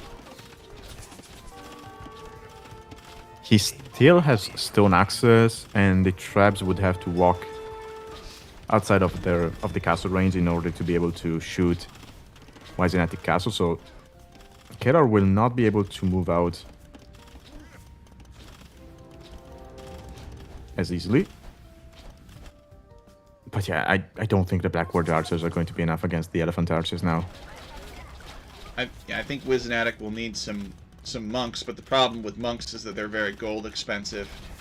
And wisenatic doesn't have the greatest of gold access. Yeah, here's the monastery for wisenatic. So he's definitely thinking, I'm going to go monk. But is he going to have enough gold for it? I mean, wisenatic has played the delaying action, right? He's built castles everywhere. He's raided his opponent with Blackwood archers. He's definitely bought himself some time before having to get on a real gold mine. The question is it enough time? Yeah, I mean, he doesn't have gold access. I mean, he's got 9 bills on gold. But at the same time, he's got almost 2k food, which he's not going to need, right? I mean, the moment he gets chemistry embracer for the Blackwood Archers, maybe even the elite upgrade. I forget if it costs wood or food. I mean, the moment he gets those upgrades, he doesn't really have that much use for food, so he could sell it, potentially. This monastery never completed by wisenatic, despite being at 91%. Oops. Yeah, and now the trap can just take down the castle, because the Blackwood Archers will not be able to engage the elephants. So wisenatic is Imperial Age. If I were him, I would get Capt Ram right now and charge this trebuchet with my rams. Try to buy some time to keep this castle alive. But he looks like he's focusing the university and maybe some archery range technologies. He's getting elite skirmisher. He does not want to go monks to deal with the elephants anymore, I guess. I mean, wisenatic has all the food in the world. Skirmisher is still a good option because he doesn't have access to gold, but he's got a lot of access to wood and food, so skirmishers make sense. Still, it feels weird to go against Dravidians with skirmishers because they could just make their superior skirmishers or cheaper siege to counter that.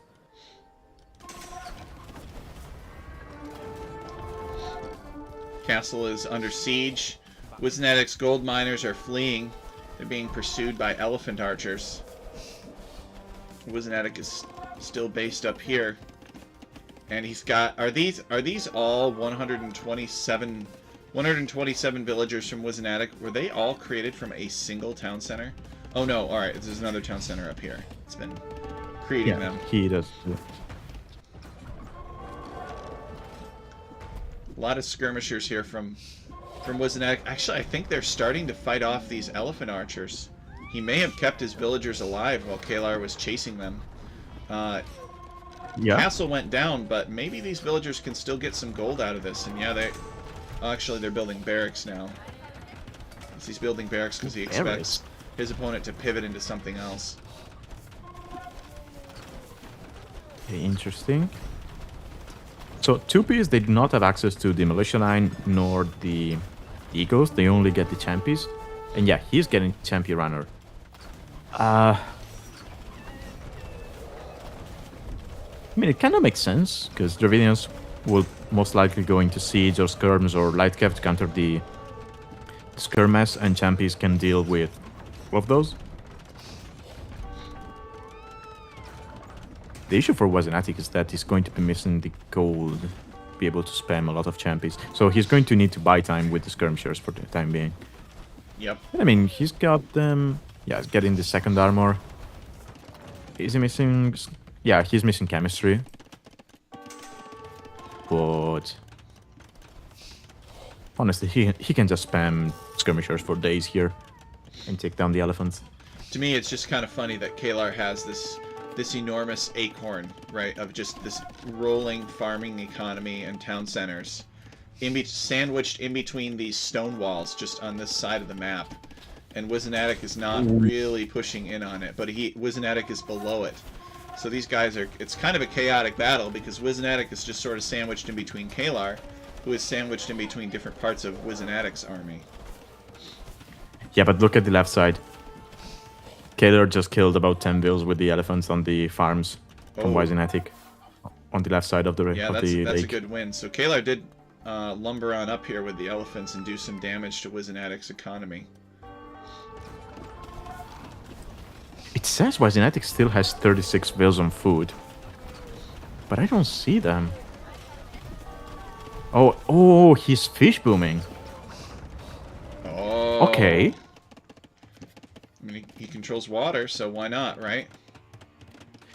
Yeah, and honestly, as 2P, you get the catapult galleon, which does not require chemistry, so I wouldn't mind him make a couple of those and just start taking down buildings from the shoreline. Because, as you mentioned, a lot of Kellar's eco is up here. He's got 64 farms. And the elephant archers are very, very food intensive. He's just got this peaceful wilderness farming community up here. And it's like Wizenatic is just going around it. Okay, here's a little bit of cheekiness from Wizenatic. He's building a castle here. Maybe he intends to bust in and do some raiding. It's got skirmishers for days, so like you mentioned. Ooh. Yeah, and earlier I was wrong about the Dravidians having only scouts, skirmishers, and light cav to deal with the skirmishers. They also have infantry. And Dravidian infantry will melt the 2P Champi runners, or Champi warrior, or whatever they are called. Second castle, but yeah. He's under trap fire, so GG. Just squeezed out by Kelar's counterattack. So what could Wizenatic have done differently to win this game, Hydra? I think... Okay, so I would say there were two big things in this game. The first one is that Wizenatic went out for the gold very late, like the gold in the south. And he still has some foxes left on his island, which should not be the case in my opinion, because he's got what? About 280 gold, and that's not too much, but it's something. And the other thing is, when he went for gold, he went to the wrong side, right?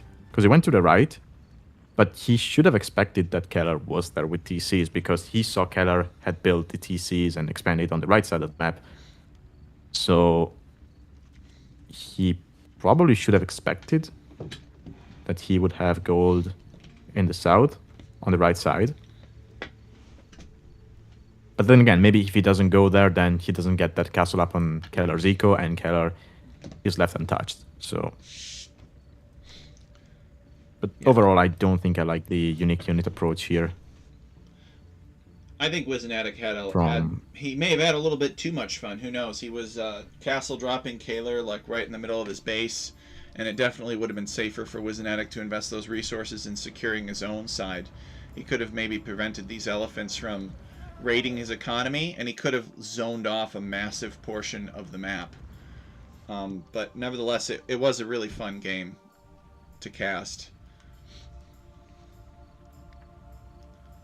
Let's see. Let's take a look at the statistics. So kelar with a 2-to-1 kill-to-death ratio. Maybe that's the elephants killing skirmishers. Wizenatic destroyed more buildings by almost 2-to-1. Kelar with larger army. Wizenatic with more food, wood, stone collected. Kelar with twice as much gold collected. Oh, yikes. Yeah.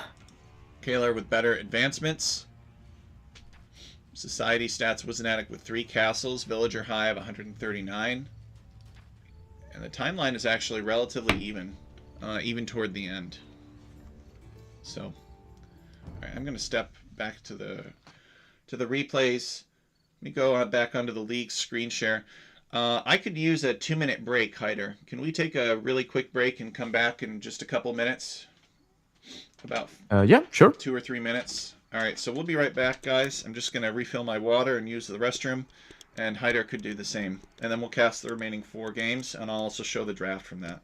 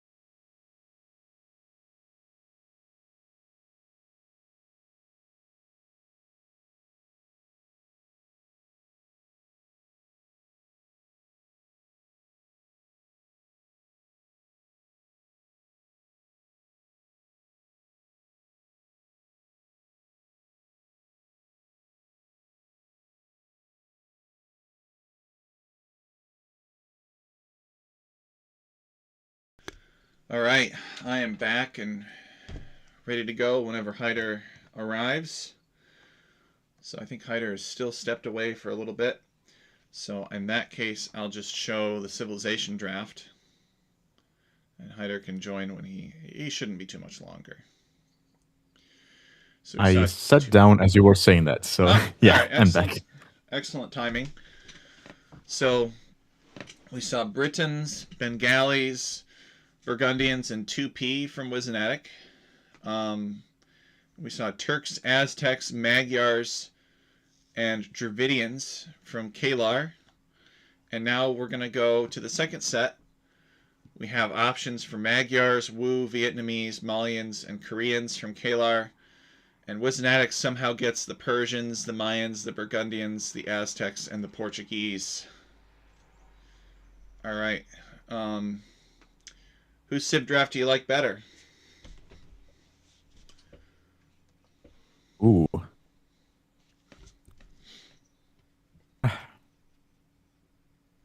Okay, this is a tough one. Probably Keller's, mostly because I don't like playing Portuguese. But otherwise, I like civs from both sides. All right. Let's go. Double Mezzo from wisenatic, actually. wisenatic really leaning into the North American civs, I guess, or American civs. All right. Let's go into the game here. And game 5 is on Oswego. wisenatic is the Persians and kelar is the Wu. So we're going to load in. Oswego was made by Jasuki for Alchemy League Season 11. And I am on 1 second, and I am ready to go whenever you are. Yep, I'm ready. All right, 3, 2, 1, go. So we got wisenatic playing as the Red Persians, and we got kelar playing as the Cyan Wu. Oswego. There's actually a twin fort along Lake Ontario, and this is the Oswego River. Oswego comes from the Iroquois name for place of discharge, where one thing pours into another. It refers to the location where the Oswego River pours into Lake Ontario. And the British built a fort here to secure this location because I guess you could sail far enough up the Oswego River that you could do like the you could eventually get to a short portage to the Mohawk River, and then you could go down the Hudson from here. So it's kind of like a little shortcut across the wilderness. And these are camp barracks, so you can convert them normally. You could potentially fish in Lake Ontario. There are different rotations of this, so the lake could be in this corner, or it could be up here, or it could be over here, and they don't really know, right? So they scout out and they just see, oh, all right, here's the river. So they're going to be going this way looking for the lake, and they're going to be going this way looking for the lake. It's interesting. You got to be a little bit careful because, these are 2 camp barracks, so you could potentially make some Iroquois warrior very quickly if you wanted to. And wisenatic maybe wants a little bit of revenge against kelar from earlier, so he is using the same strategy. He's going to build an Iroquois warrior nice and quick. And as you can see, it consumes 75 gold, so that means that wisenatic can't get loom. So he's only 25 HP for these hunters for some time. kelar has picked up this camp barracks, and I believe that kelar is also making an Iroquois warrior. So they're kind of thinking the same thing, I guess. Yeah, so it's going to be up to who gets the first hit, and wisenatic does. Oh, but Keller with 2 units, so now he's got the advantage. Mm-hmm. But okay, he's going to have... Oh, Keller might win this. Yeah, definitely. Okay, so wisenatic is not able to get revenge. So fortunately for him. kelar, so wisenatic has a villager docking. kelar has been quick-walling this wolf out, and while he quick-walled the wolf out, he lost a villager to the bear. So Ooh. kelar is actually 3 villagers behind wisenatic and calls the GG. GG. So Ooh. the game ends less than 5 minutes in, and kelar was distracted by the scout fight, by the villager quick-walling the Grey Wolf, and he lost 3 villagers to boars, so he called the GG.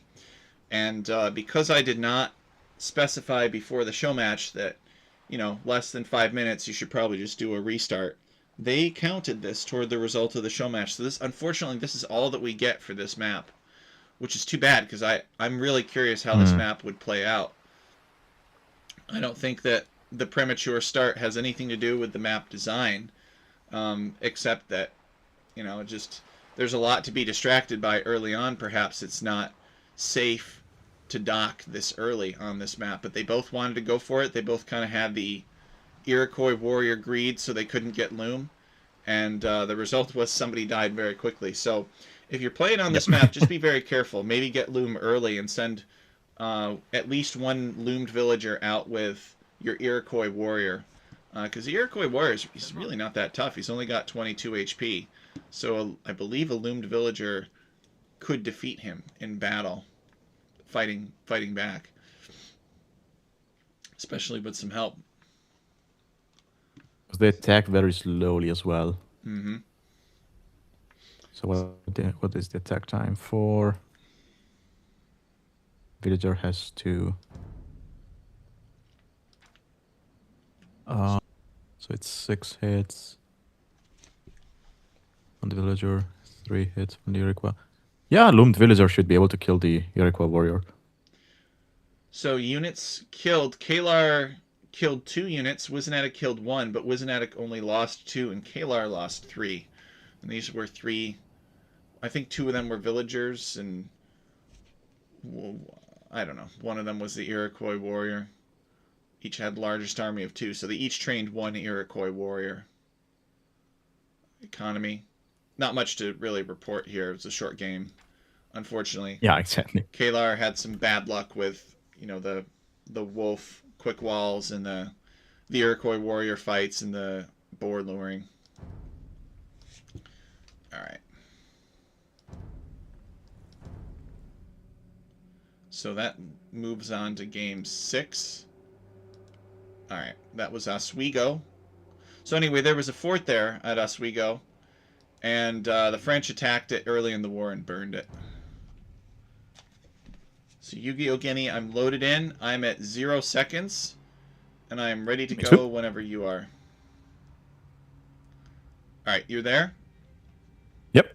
All right, 3, 2, 1, go. All right, so welcome to Yu-Gi-Oh! Guinea. This map was made by me for Alchemy League Season 11.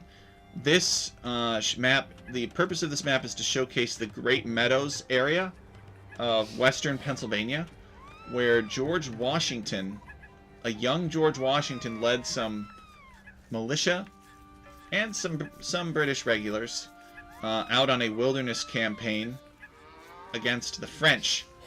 And George Washington he was outmaneuvered by the French and their native allies, so he had to build a fort of necessity, he called it.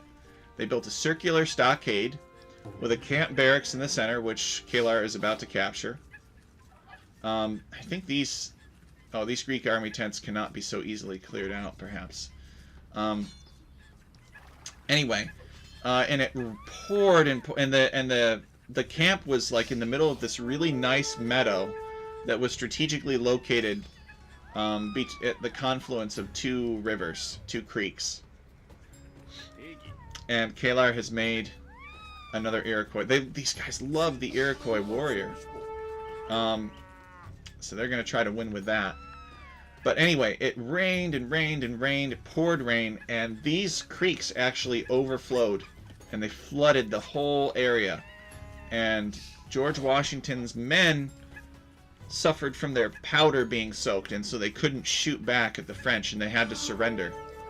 In the surrender document, wisenatic is actually here on gold. He's trying to get gold in so that he can make more Iroquois warrior. He's building the strategy around the Iroquois warrior, guys. I don't know about that. Maybe he picked Portuguese because he thinks that he can make the Iroquois warrior for less gold in this way. And he's even trying to wall Kelar out of here. He gets the camp barracks and he's going to make some Iroquois warriors. So anyway, when George Washington signed the surrender document, he was forced... There was a translation error. Just fight. Yeah, is this villager loomed? Alright, at least she's loomed. There was a translation error, and he confessed to assassinating a French officer. And the political backlash from that, after it reached Europe, resulted in the declaration of formal hostilities between Britain and France and North America. I think this villager's going down. I don't know. It was. Yeah. I guess he's screwing around trying to take this camp barracks here. So, anyway, Yeah. George Washington starting the whole thing. Who would have thought it? Was an addict saying pathing? I don't know about that. Yeah.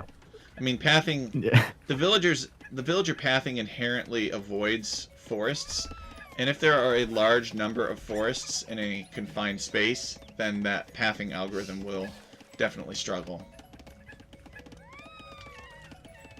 But yeah, that little scuffle actually answered two questions I was about to ask. So the first one was, does the Portuguese bonus apply to the Iroquois warrior? And apparently it didn't, because it costed 75 gold for them. So I'm guessing, given that the Aztec bonus for faster producing does not apply as well, I'm guessing. But I don't know. And the second question was, what happens if you get the fort, you start creating the unit, but then the fort gets taken from by your opponent? Because that's what happened to wisenatic, and he basically got the gold back. Yep, I think that's what happens. The unit is canceled, and you get a refund. So you cannot dock on this map. In case I did not explain that earlier, you can't dock here. The river is purely cosmetic. You can just walk across it with villagers. There's all kinds of rocks for the villagers to step on if they don't want to get their feet wet. There are some fish in the river, and there's some gold that you can pan for. You can't really build a town center out here because you don't really have the flat ground to do so. However, you can, if you wish, send your mule cart out here and chop through these trees, and then you could potentially build town centers out here in these pockets, which have bonus gold and bonus black bears, which are kind of like boars. So the map sort of has different zones. You also could potentially chop to these hares here inside of this these little reeds. These hares are hiding in the tall grass, and there are 4 of them in there. So that could add some good value. People could play this differently, right? You could see somebody maybe try to fast castle and build a castle on perhaps an open spot, although it's kind of tricky. You could see somebody do a tower rush. I think there are lots of potential options for this map. It's like, especially because you have the mule cart here. Looks like Kelar is Koreans, so maybe he is thinking about a tower rush. This flat area is really, apart from this area back here, it's really the only place where you can build town centers. So if you can deny this center with a lot of towers, your opponent will have a hard time booming. Yeah, Kelar is on stone with the Koreans, so I guess that can only mean one thing.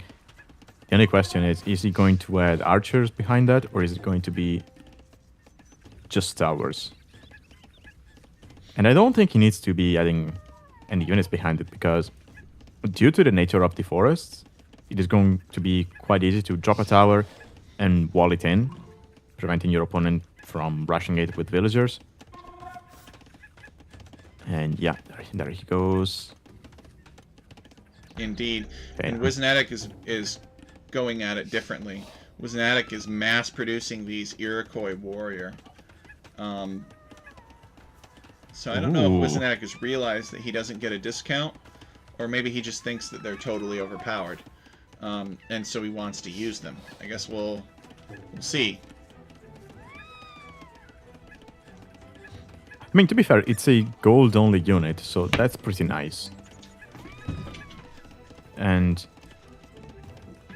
if you could get them back here, there are a lot of exposed villagers on the stone, on the gold, on the fish. He doesn't realize this, but Kelar has nothing underneath the TC, so he could probably run underneath that. But it's true.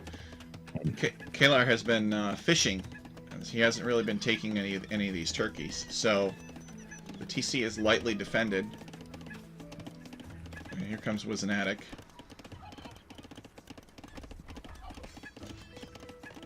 I think that's not walled. So yeah, he gets through. And the fact that the Iroquois don't have the formation as you normally would have on military units makes it quite awkward to navigate these spaces because they will just bump into each other, kind of like villagers do. Though I believe the villagers have a smaller hitbox than the Iroquois have. Kelar walling the Iroquois warrior out at this point. Let's see, there are 4 Iroquois warriors on the prowl. You know, that's non-trivial. That's 300 gold there. And wisenatic is not feudal age yet, but he is going to be there soon. Kelar is already in the feudal age. And Kelar has actually towered wisenatic's woodline here. So wisenatic's going to have to build a new lumber camp, probably, a bit further away. He is also taking some hares that he unlocked from chopping. Overall, I would say I prefer wisenatic's position. Yes, he was later to feudal age, and yes, that second tower is going to be annoying, but he's got the mule cart. He can just move around and take gold down the river. Look at Kelar's second tower here on the other side of the river. He knows exactly where wisenatic wants to relocate to build a new woodline. And this is going to be pretty awkward to deal with. As wisenatic is going to withdraw. wisenatic's going to shank this outpost down that Kelar has built. But the tower will be done first. Yeah, but wisenatic, look at the resources. He could be up to castle age in a bit. He's got the market. He's got the blacksmith. He could potentially buy his way up. And as I mentioned, he's got the mule cart, right? So he can just move around, get away from there, and take gold somewhere else. And if he can get to castle, there we go. Get a siege workshop and 2 manganos out. Suddenly the towers are going to be pointless because Kelar is quite far away from castle age, so he's quite far away from guard tower, meaning that the manganos will actually do something to the towers. Kelar has an archer here. The archer does not have fletching. I'm not really sure why these Iroquois warriors are running from it. They even have bonus pierce armor. So they're going to be able to mow down this archer pretty decisively. Kelar's going to have to flee. But this is wisenatic's raid in the south of Kelar's base. Actually, this archer somehow manages to survive, which is impressive. Kelar adding another tower on wisenatic's stone. This is the third tower on this big woodline here. Ooh, so maybe wisenatic might be thinking about the organ guns. I mean, this stone will get denied, but I think wisenatic could be able to still get to a castle by simply abusing the market with the amount of resources he has. Now, there isn't much space to drop a castle in Kelar's face. Actually, there's no space. Oh, maybe here. No, there's no space to drop a castle. So it would have to be at home, and then you would have to go through choke points with the organ guns. Wisenatic wants a castle somewhere. I think wisenatic might benefit from building that castle just south of the relic, so it can basically range 2 of these 3 towers. Oh, look at Kelar. He knows there's going to be a castle coming, and so he's sending a barn. Oh my goodness. Wisenatic trying to wall that space in. Kelar breaking in with a bunch of villagers, and yeah, we got the town fighting with knives here in the center of the map. Yeah, but wisenatic has more builds. He could be able to win this if he micros properly. Oh no, never mind. He's going back home. I think wisenatic decides not to fight there. He is going to build the castle at home. He's actually going to build it on this tower of kelar's and clear that out,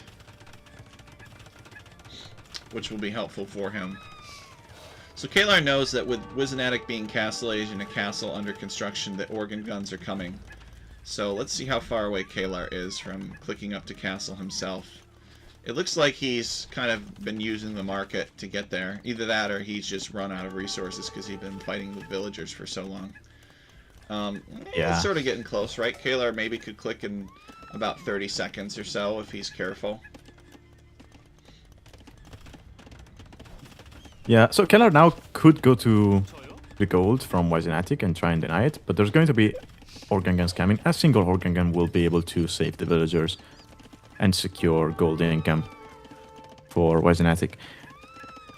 I'm not sure I like the castle too much here.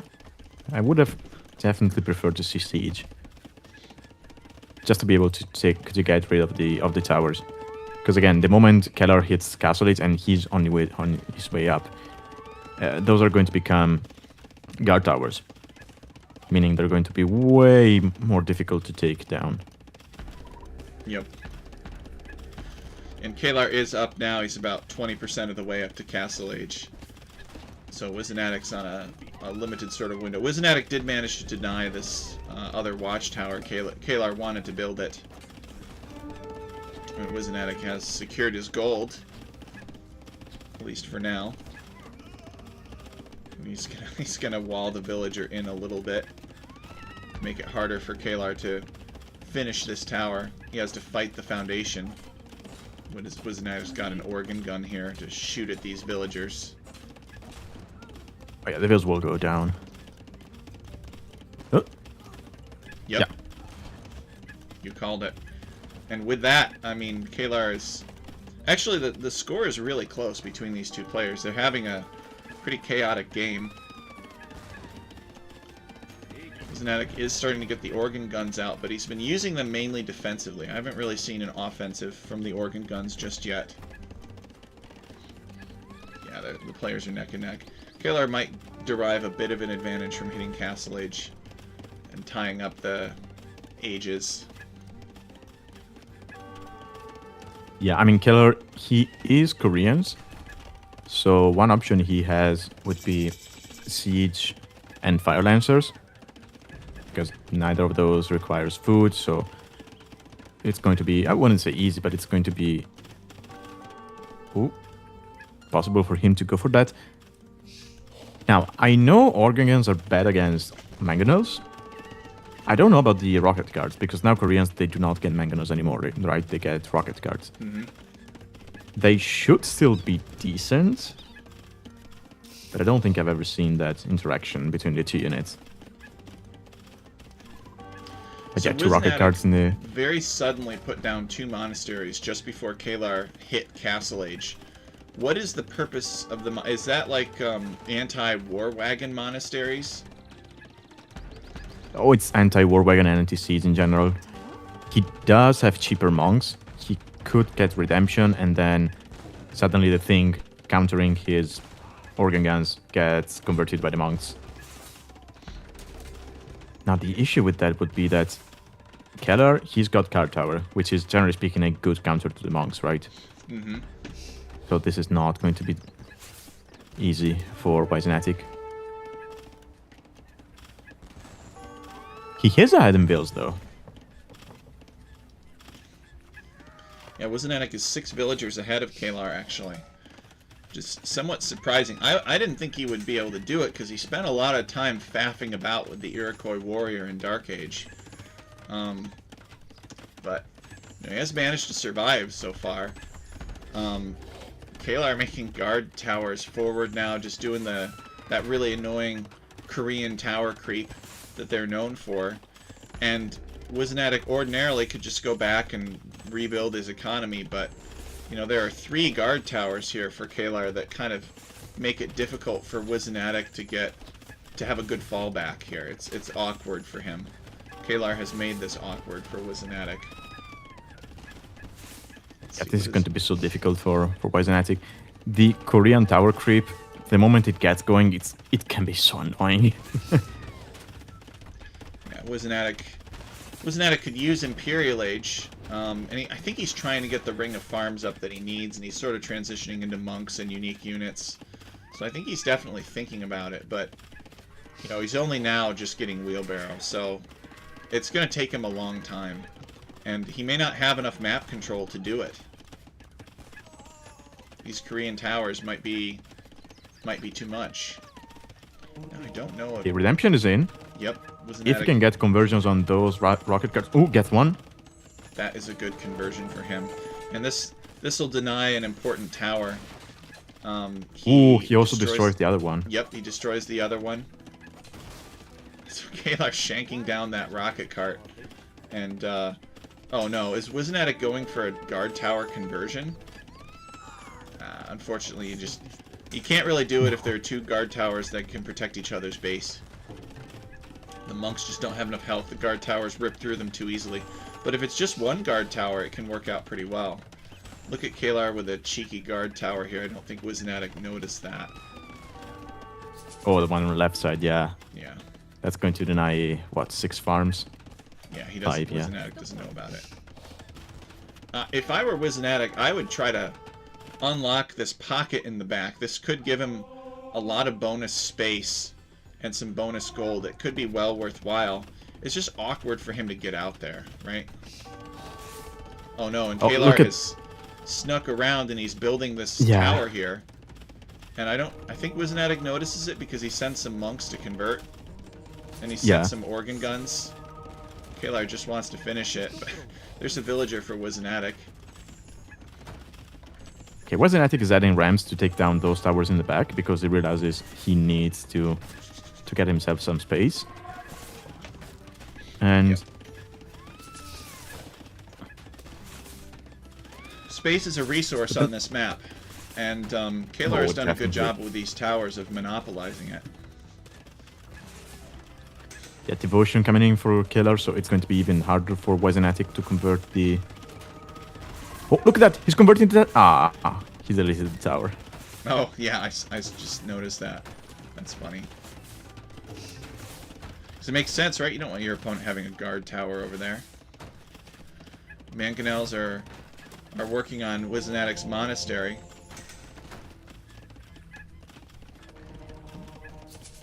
Okay.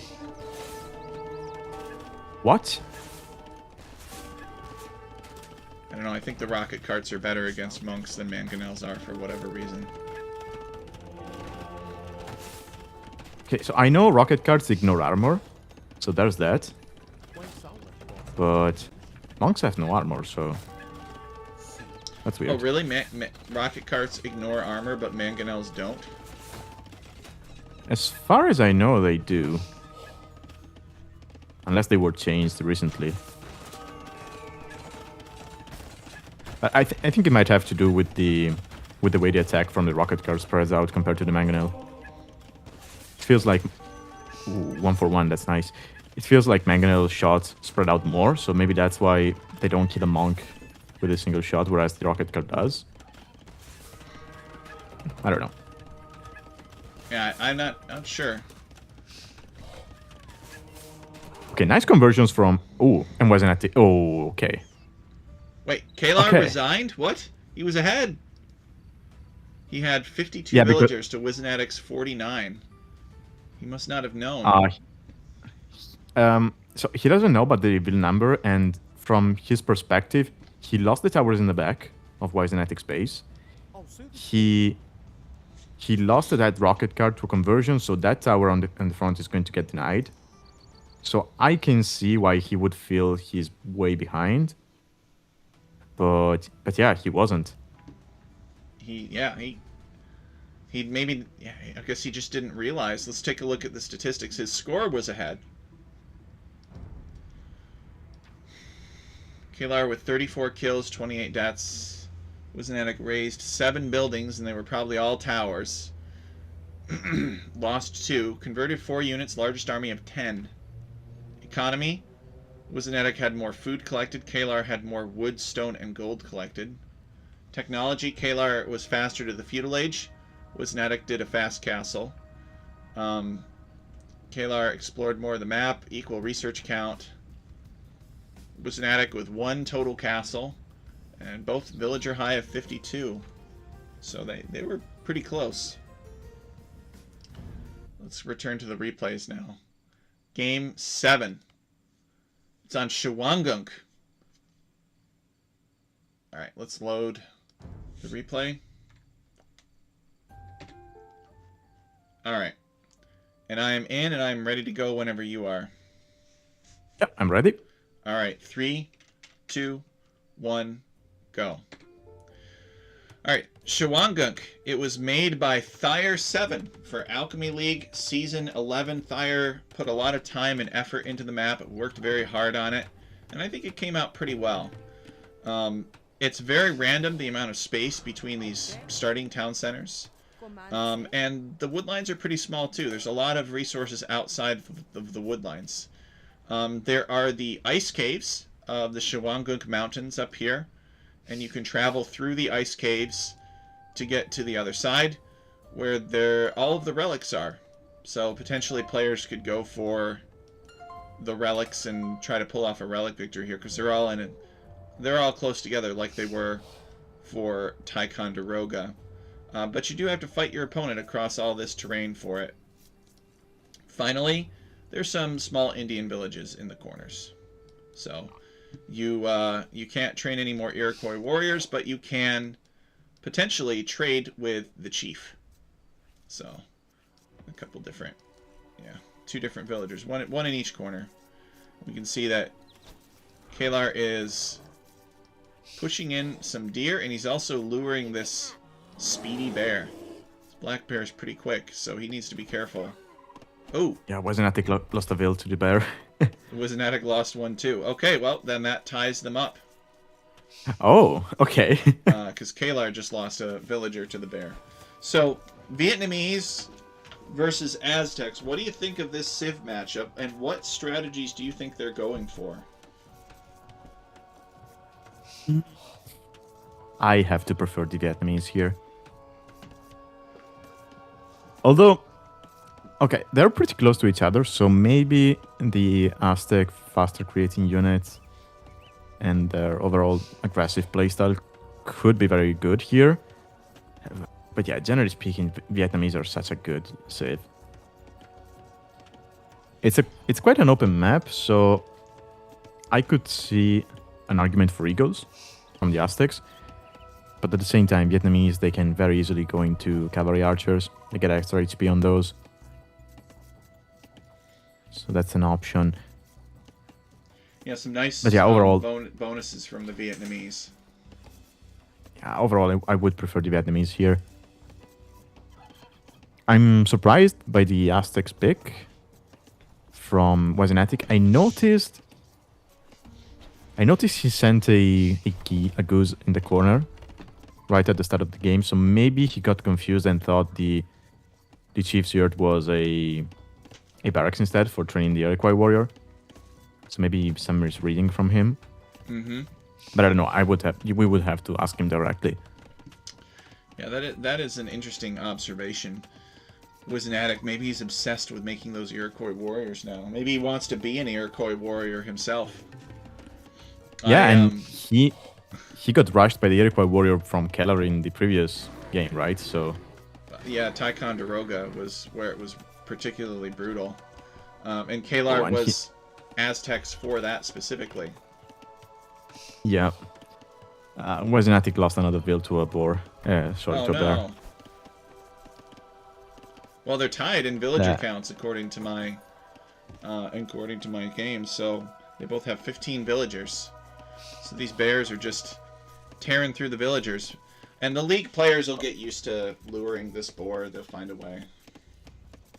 They will find a way. They always do. In the Alaska season, they figured out how to cheese the boars and walk in and out of the boars' attack, radius. I don't know. Does anybody speak German? Otter. Otter does. In chat. Yeah, what are they saying? It's true. Otter knows German. So the Shawangunk, It's why was it chosen? Well, the Shawangunk area, not exactly known for a big battle, but see, the French knew that they were heavily outnumbered. They were outnumbered 20-1, actually. And they wanted to operate with La Petite Guerre. They wanted guerrilla warfare.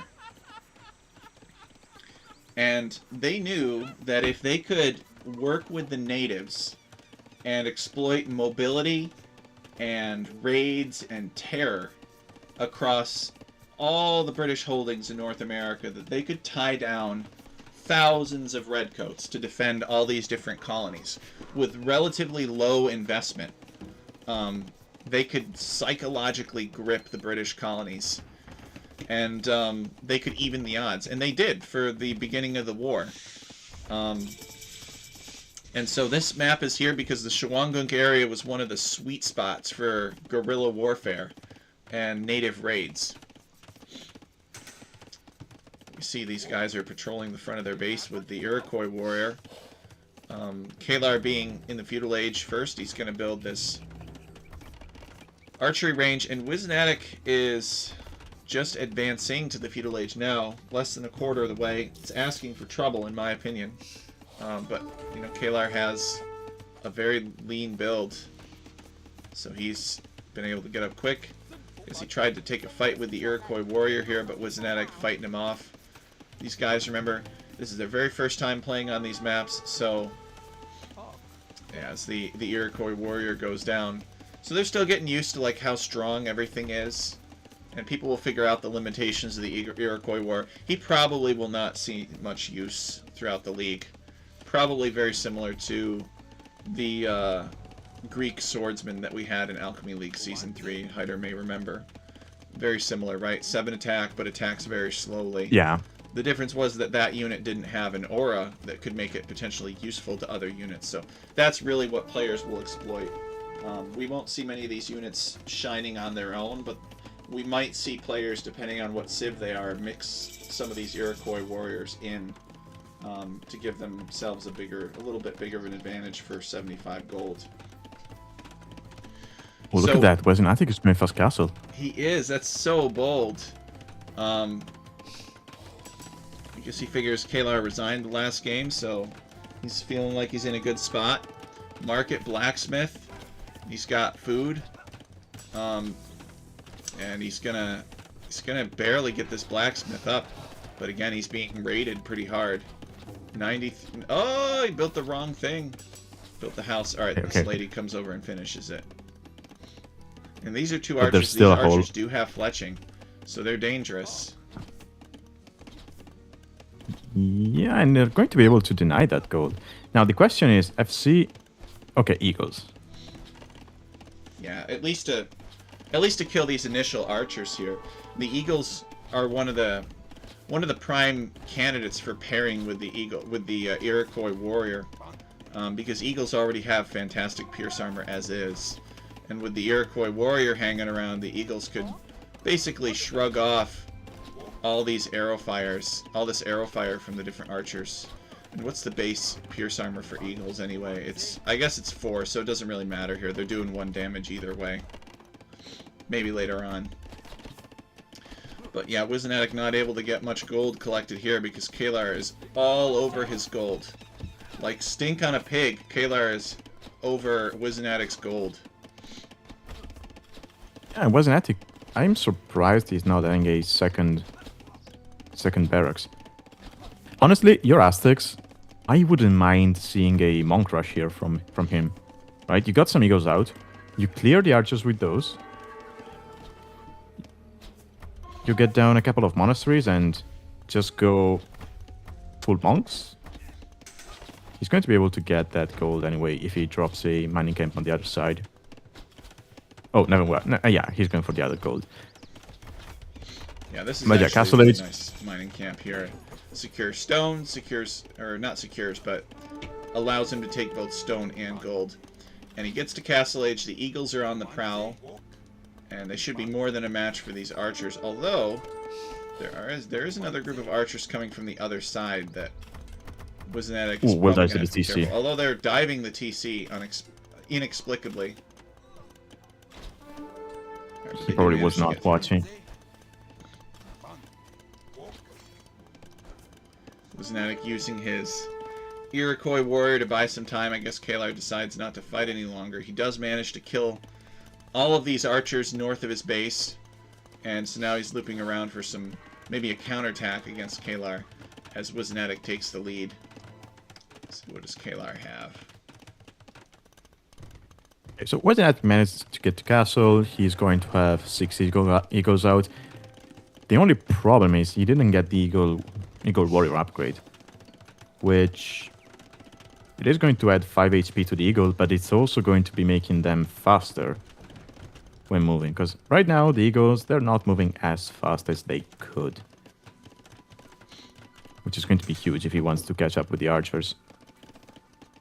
So kelar is up to the castle age. Yeah. It's about 25% of the way there. Now it's kelar's turn to survive for a little bit while the enemy has a military advantage. And I love kelar's cute little wall here. He's basically completely walled. It's tiny, and it's going to work out better for him because wisenatic has no ranged units at the moment. Could you imagine if wisenatic had 1, maybe 2 monks? That would be so chaotic inside of kelar's base. Yeah, monks or even a forward siege workshop. Maybe a ram here to help out against this blacksmith. And kelar is researching infantry armor upgrades, so I'm wondering if kelar is planning on doing longswords to counter all of these eagles that he sees. I guess it makes sense, right? What else is he going to do? He could make scorpions. Fire lancers. Scorpions or fire lancers? That's it. Yeah, it's going to be fire lancers, 100%. How do They you get know? extra HP as the enemies. Oh, okay. They cost wood and gold, so it's actually quite easy to spam them. They're a stupid unit, let's be honest. They're quite strong. Too strong, I would argue. And yeah, there they are. Oh. Well, I figured out where wisenatic's monastery is. It's actually in the north. He built a monastery up there, and he's going for the relic victory. He's not going for domination victory in this case, or conquest. His goal, just keep my opponent busy long enough. The Vietnamese are a slow civilization. I'm just going to raid them at home and make my opponent play defensively while I pick up all of the relics. Because they're roughly in the same place. And Aztecs get bonus relic income, too. And it wouldn't be too hard for wisenatic to wall this monastery in, either. You know, he could that's what stone wall here, and he could defend it pretty well. But this villager's actually going home, so I guess he's not going to be doing too much walling. kelar, meanwhile, unless he wants to wall the other adding side. another town center, and he's adding a mangonel. So this siege workshop is in trouble, but a mangonel is what he needs to make it safe. Yeah, repair villager getting crushed by some rocks. Yeah, where's the Natic with the little hill on the side of the siege workshop, which is going to be amazing for him to take it down. Super annoying if you're kelar to deal with a hill like that.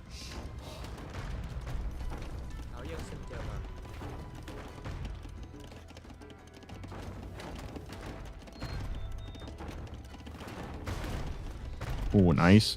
Yeah, kelar's mangonel gets flattened. And wisenatic has picked up... Let's see, I think he's got 3 of the relics at this point now. He's got 2 more to get. Yeah, he will get them easily. I mean, kelar cannot really move out to take down that monastery, because if he does, suddenly he's got eagles and mangonels raiding his eco, right? Yep. He's finally getting Eagle Warrior upgrade. That's going to be huge.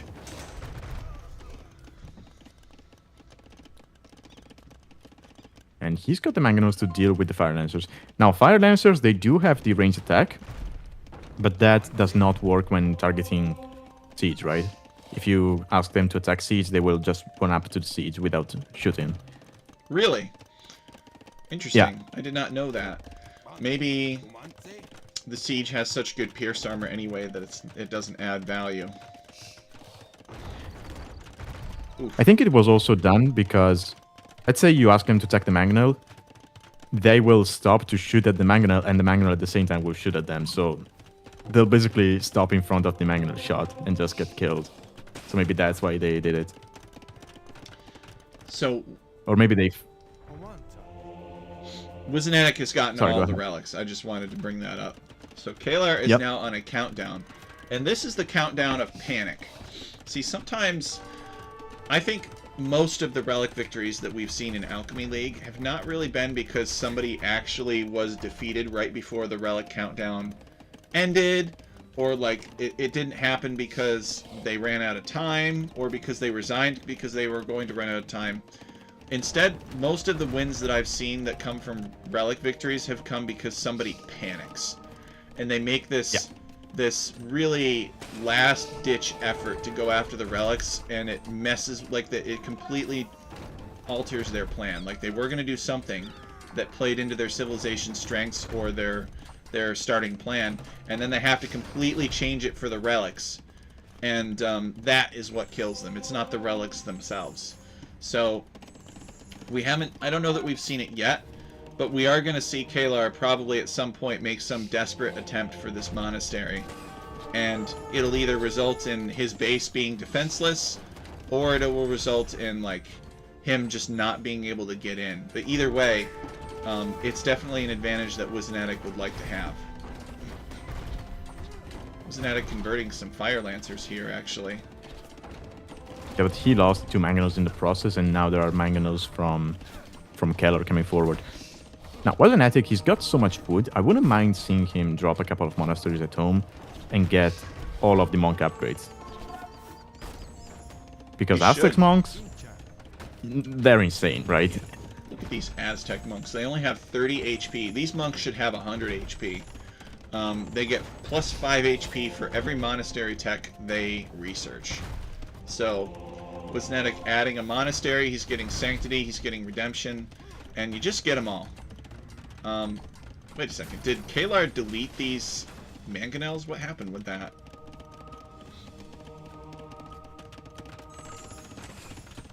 I'm not sure, but look at that. wisenatic. Look at the stone amount. Oh, he's going forward. He's going forward with this with the castle drop. Ooh, castle drop. kelar building a monastery of his own.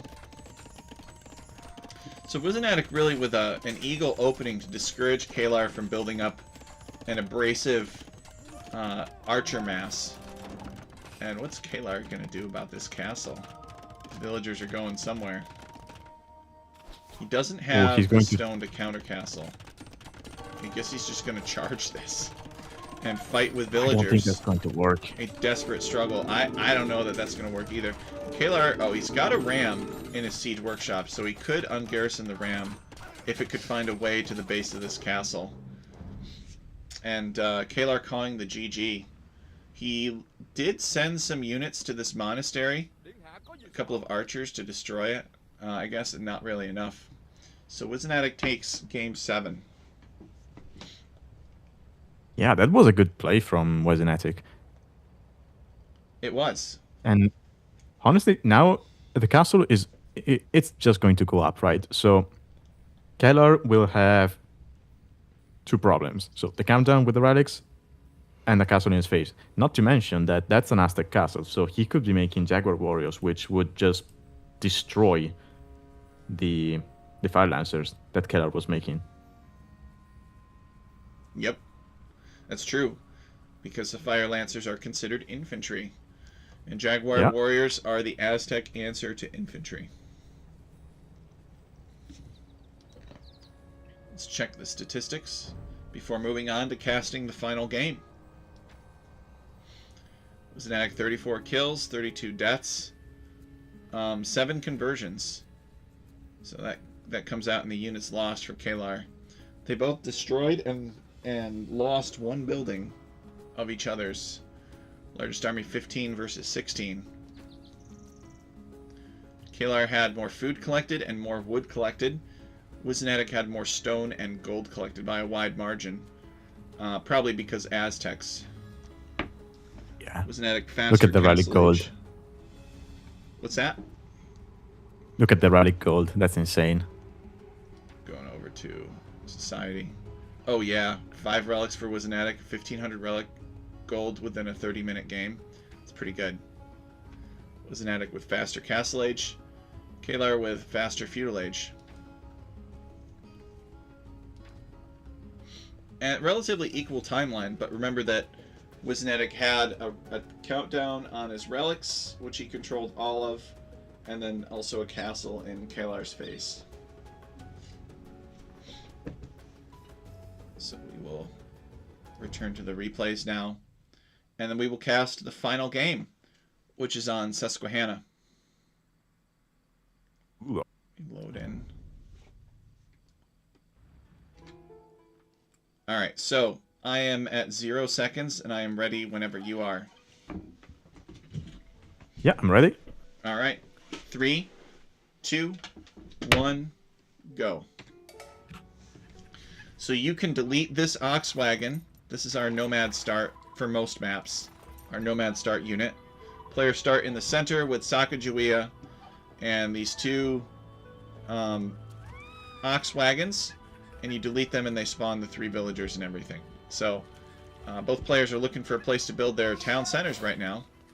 Wisenatic has deleted his ox wagon here and spawned the villagers in this location. Kelar is still looking. I think Kelar's going to go here. I'm not sure, though. Probably feels like, yeah, under pressure. So he builds his town center in this location. This map was made by Desandres for Alchemy League Season 11. This map was a royal pain to build. It's essentially a swirling river. The river does not have seasonal changes like some of the other maps do. It's the Susquehanna River, so it's pretty consistent throughout the year. It does, however, have rotation in any direction, and in this case they actually have these sheltered lakes in the corners, which they could potentially dock and take fish from if they knew about it. Let's see if Wisenatic knows where Kelar is. No, he does not. It's still early. Let's see if Kelar knows where Wisenatic is. No, he does not. It's still early. The Susquehanna River watershed was another important location for La Petite Guerre, the raids and the psychological warfare that dominated the earlier years of the French and Indian War. So, what are some good strategies on this map, Hyder? What do you make of their civilization choices? Okay, so overall, it's a nomad start, so I love the Malian pick.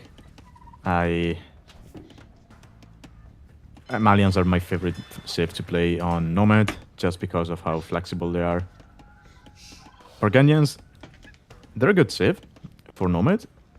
They probably don't have the same amount of options as Malians do, but still, you have an amazing eco, you have an amazing unique unit. You can play monks if you want, because you do have a decent monk tech tree. So overall, very good save. I still would prefer Malians in this matchup of the 2. Yeah, the Burgundians have the eco bonuses, but the Malians have some pretty aggressive. They have the cheaper buildings, cheaper for wood, but the Combatants are not to be underestimated. And late game Malian Farimba Light Cav are pretty devastating. And the map could be open. In terms of water, I don't really know if either of these civs are known for their water options, but this unit is a big, swirling, convoluted shape, just like the real Susquehanna. Susquehanna translates from the Lenape language for winding river that looks like garbage, because the river is just filthy. That's why the water is brown. Oh. The river is, and it always was this way. It just for whatever reason, the unique hydrology of the river. It wasn't even because of pollution. In the 1750s, this river was disgusting. Oh yeah. So the brown here is not an exaggeration. It's just the way that the silt works. The river is pretty useless, actually. It's about 30 minutes away from where I live, actually. I could drive down to the Susquehanna River right now if I wanted to. the river where it empties into the Chesapeake Bay it's about a mile wide, which is about its width is about that of 1,000 men laid end to end, where it empties into the Chesapeake Bay.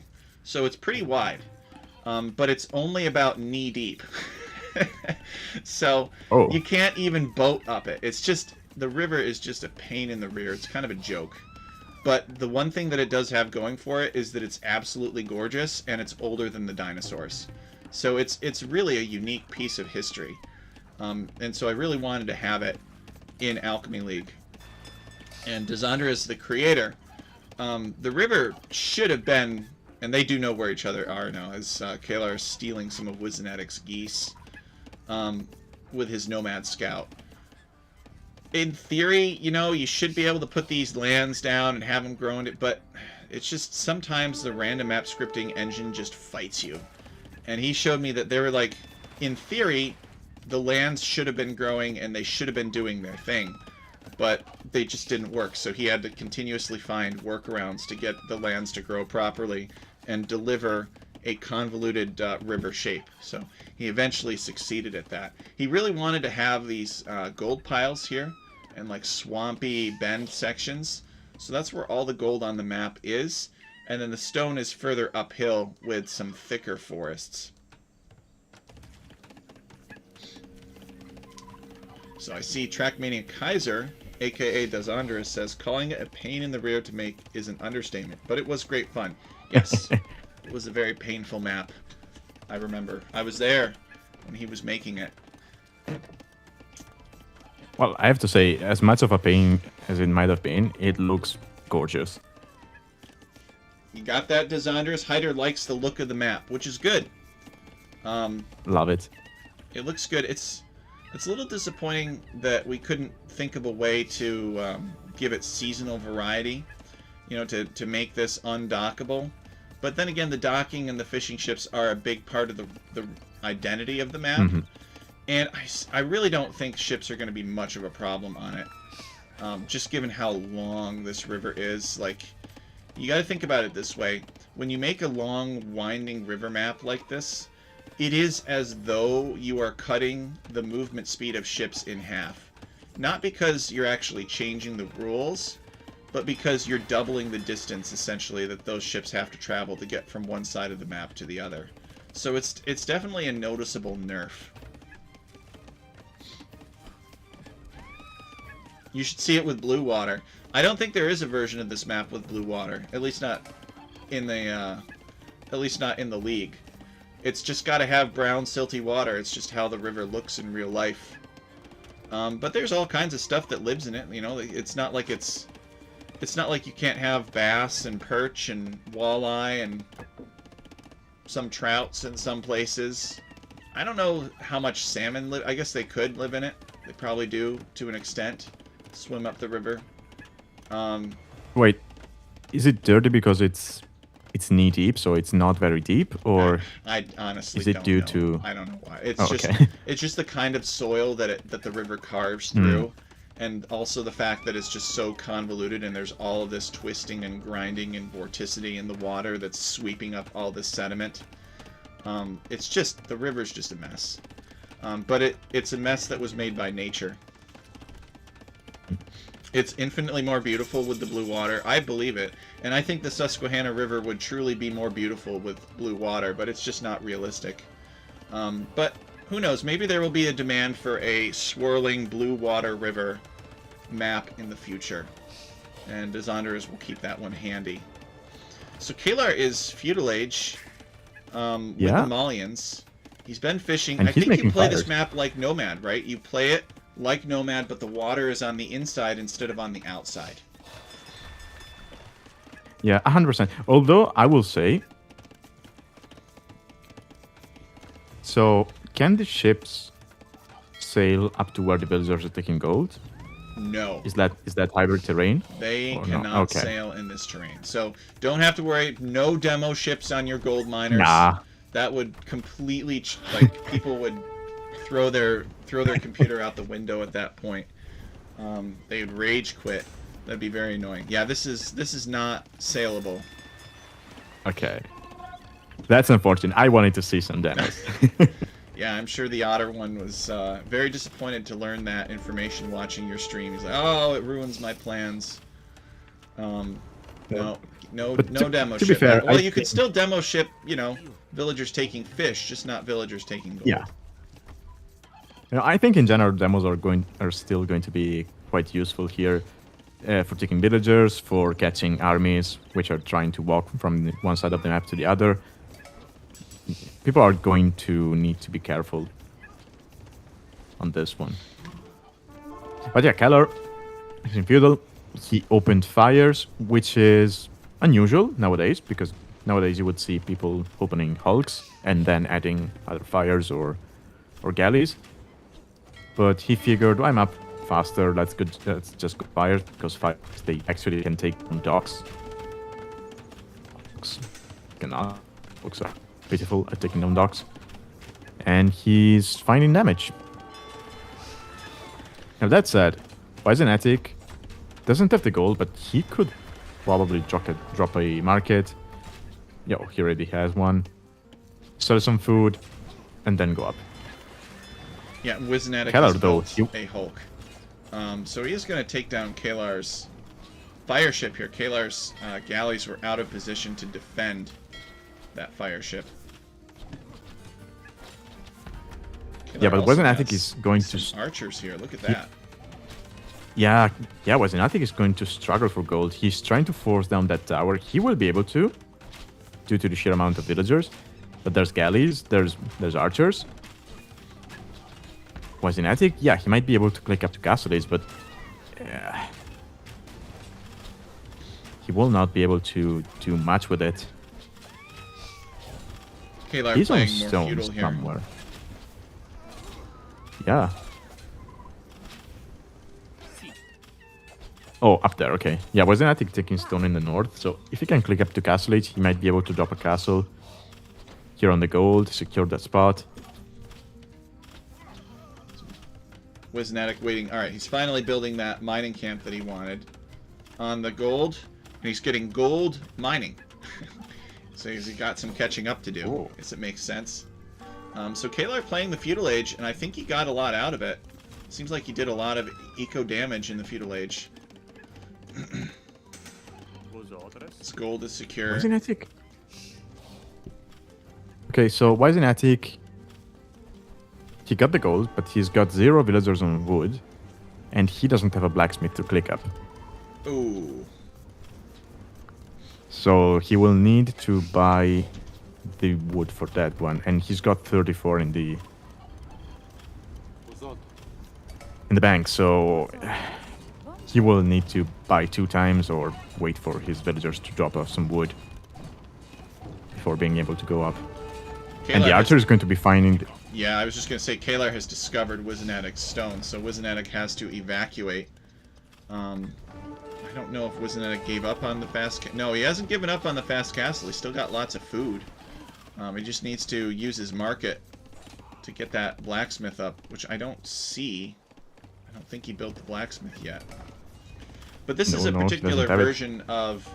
See, you know, it may not sound like this map is it has much variation.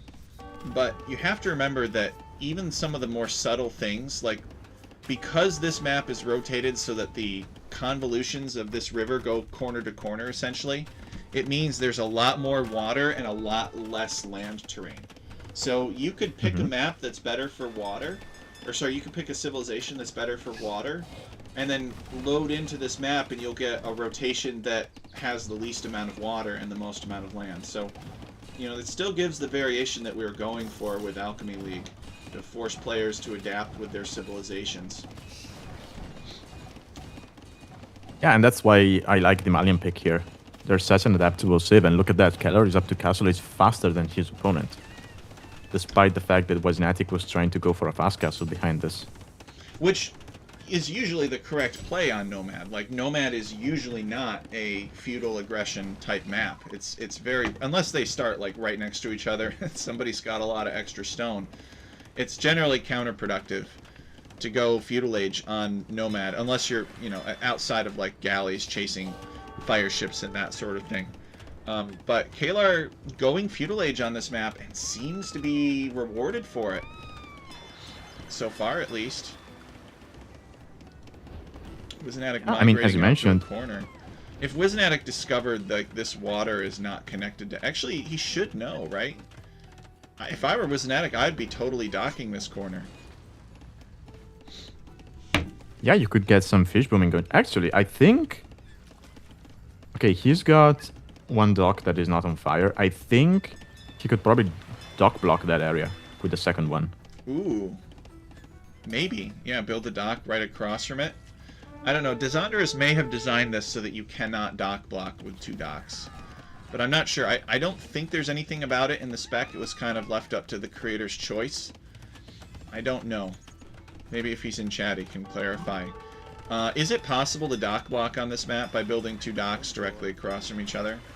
The map makers themselves are the individual experts, because I've written so many specs at this point. I can't keep everything straight.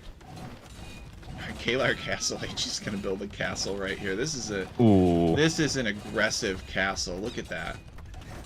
That's a get out of my game castle. That's a rough castle right there. Does it deny any resources? No, but the positioning of it, like between essentially wisenatic's town center and his dock, this is kind of the center of the mass, right, for where wisenatic wants to be. He needs to have control over this so he can pivot and defend any part of his empire. And this castle's going to make that hard. Oh, wait a second, though. wisenatic notices where the castle is and says, okay, have that area. I'm going to castle drop your main base. And he... never mind. It's a siege workshop. Siege workshop. He does have the stone for a castle. And there's the castle foundation. All right. So these guys are castle dropping each other. And the fun part about this castle too is it just makes a certain section of the map just unsaleable, right? Like wisenatic has to be like he's lost 2/3 of the health on each of these ships here from sailing through that. So these ships are essentially dead. Yep. And this castle is actually more centered, so this castle doesn't deny as much river as kelar's castle does. I like kelar's castle a little bit better. I understand wisenatic's castle is within range of a lot more of kelar's buildings, but this castle controls more map, in my opinion. Now these are, of course, the markets, as you know, in the center, the chief's yurt, of which you can trade with either. The Burgundian castle goes up, and so these guys castle dropping each other, and they can both range each other's town centers. For the Malians, it just took a range upgrade. wisenatic... Actually, I thought he would be behind way more in eco numbers. Oh, because he's got 11 fishing ships. Okay, that makes sense. He's behind by 5 bills. And he soon will have no TC. So as much as I like the idea of going forward to drop a TC, a castle on your opponent's face, it needs to be said that maybe, just maybe, that castle would have been better at home to secure a position. Yeah, this is a very chaotic game. I'm having a hard time keeping track of everything that they're doing.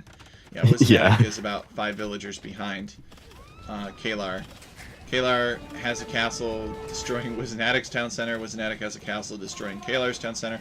wisenatic's actually making these Costiliar, which are very dangerous.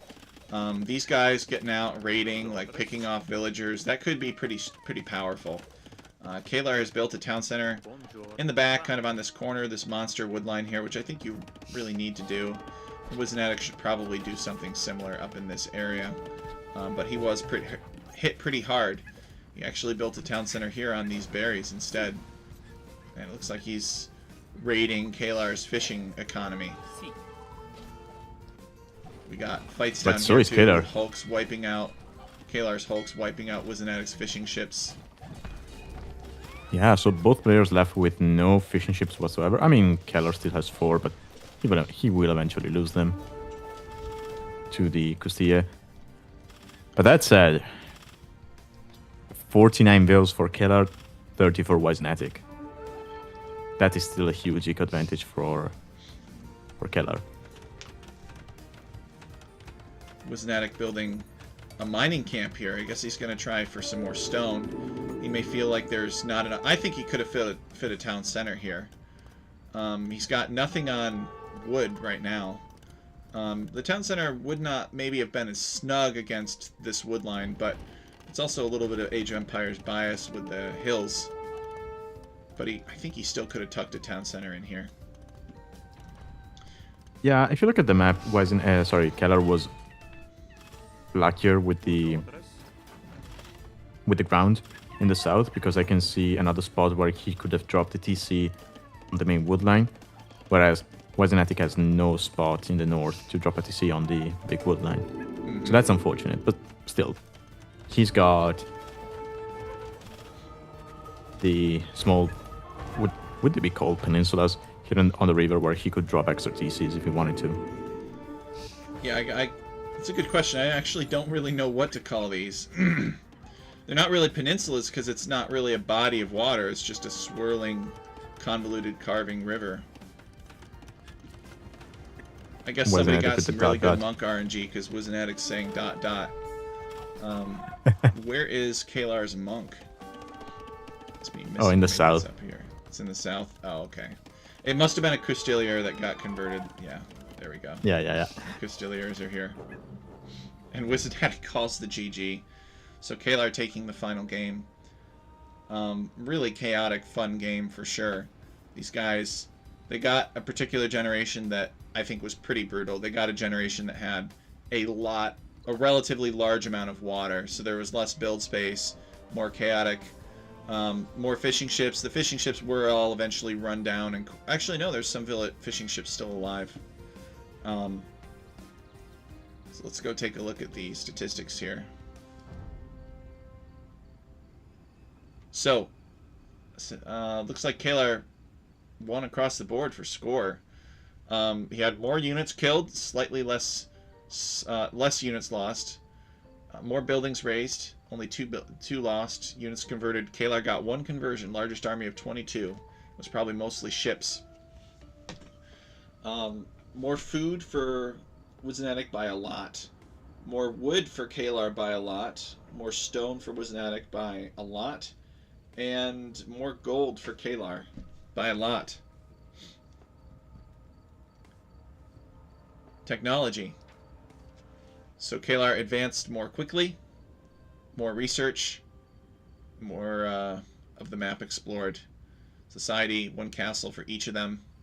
And here's the timeline as Kelar slowly finishing off wisenatic. Nice game. It somewhat played out the way I imagined. I think it was very similar. Yeah, and I think players on this map and on all of the maps, the players will try things out and adapt their strategies. I mean, these maps are brand new, so we don't really know exactly what the meta is on them. And we've only seen, the maps have a ton of variation. So, just because somebody did something and it worked really well this time doesn't mean that that's the best thing to do on the map next time.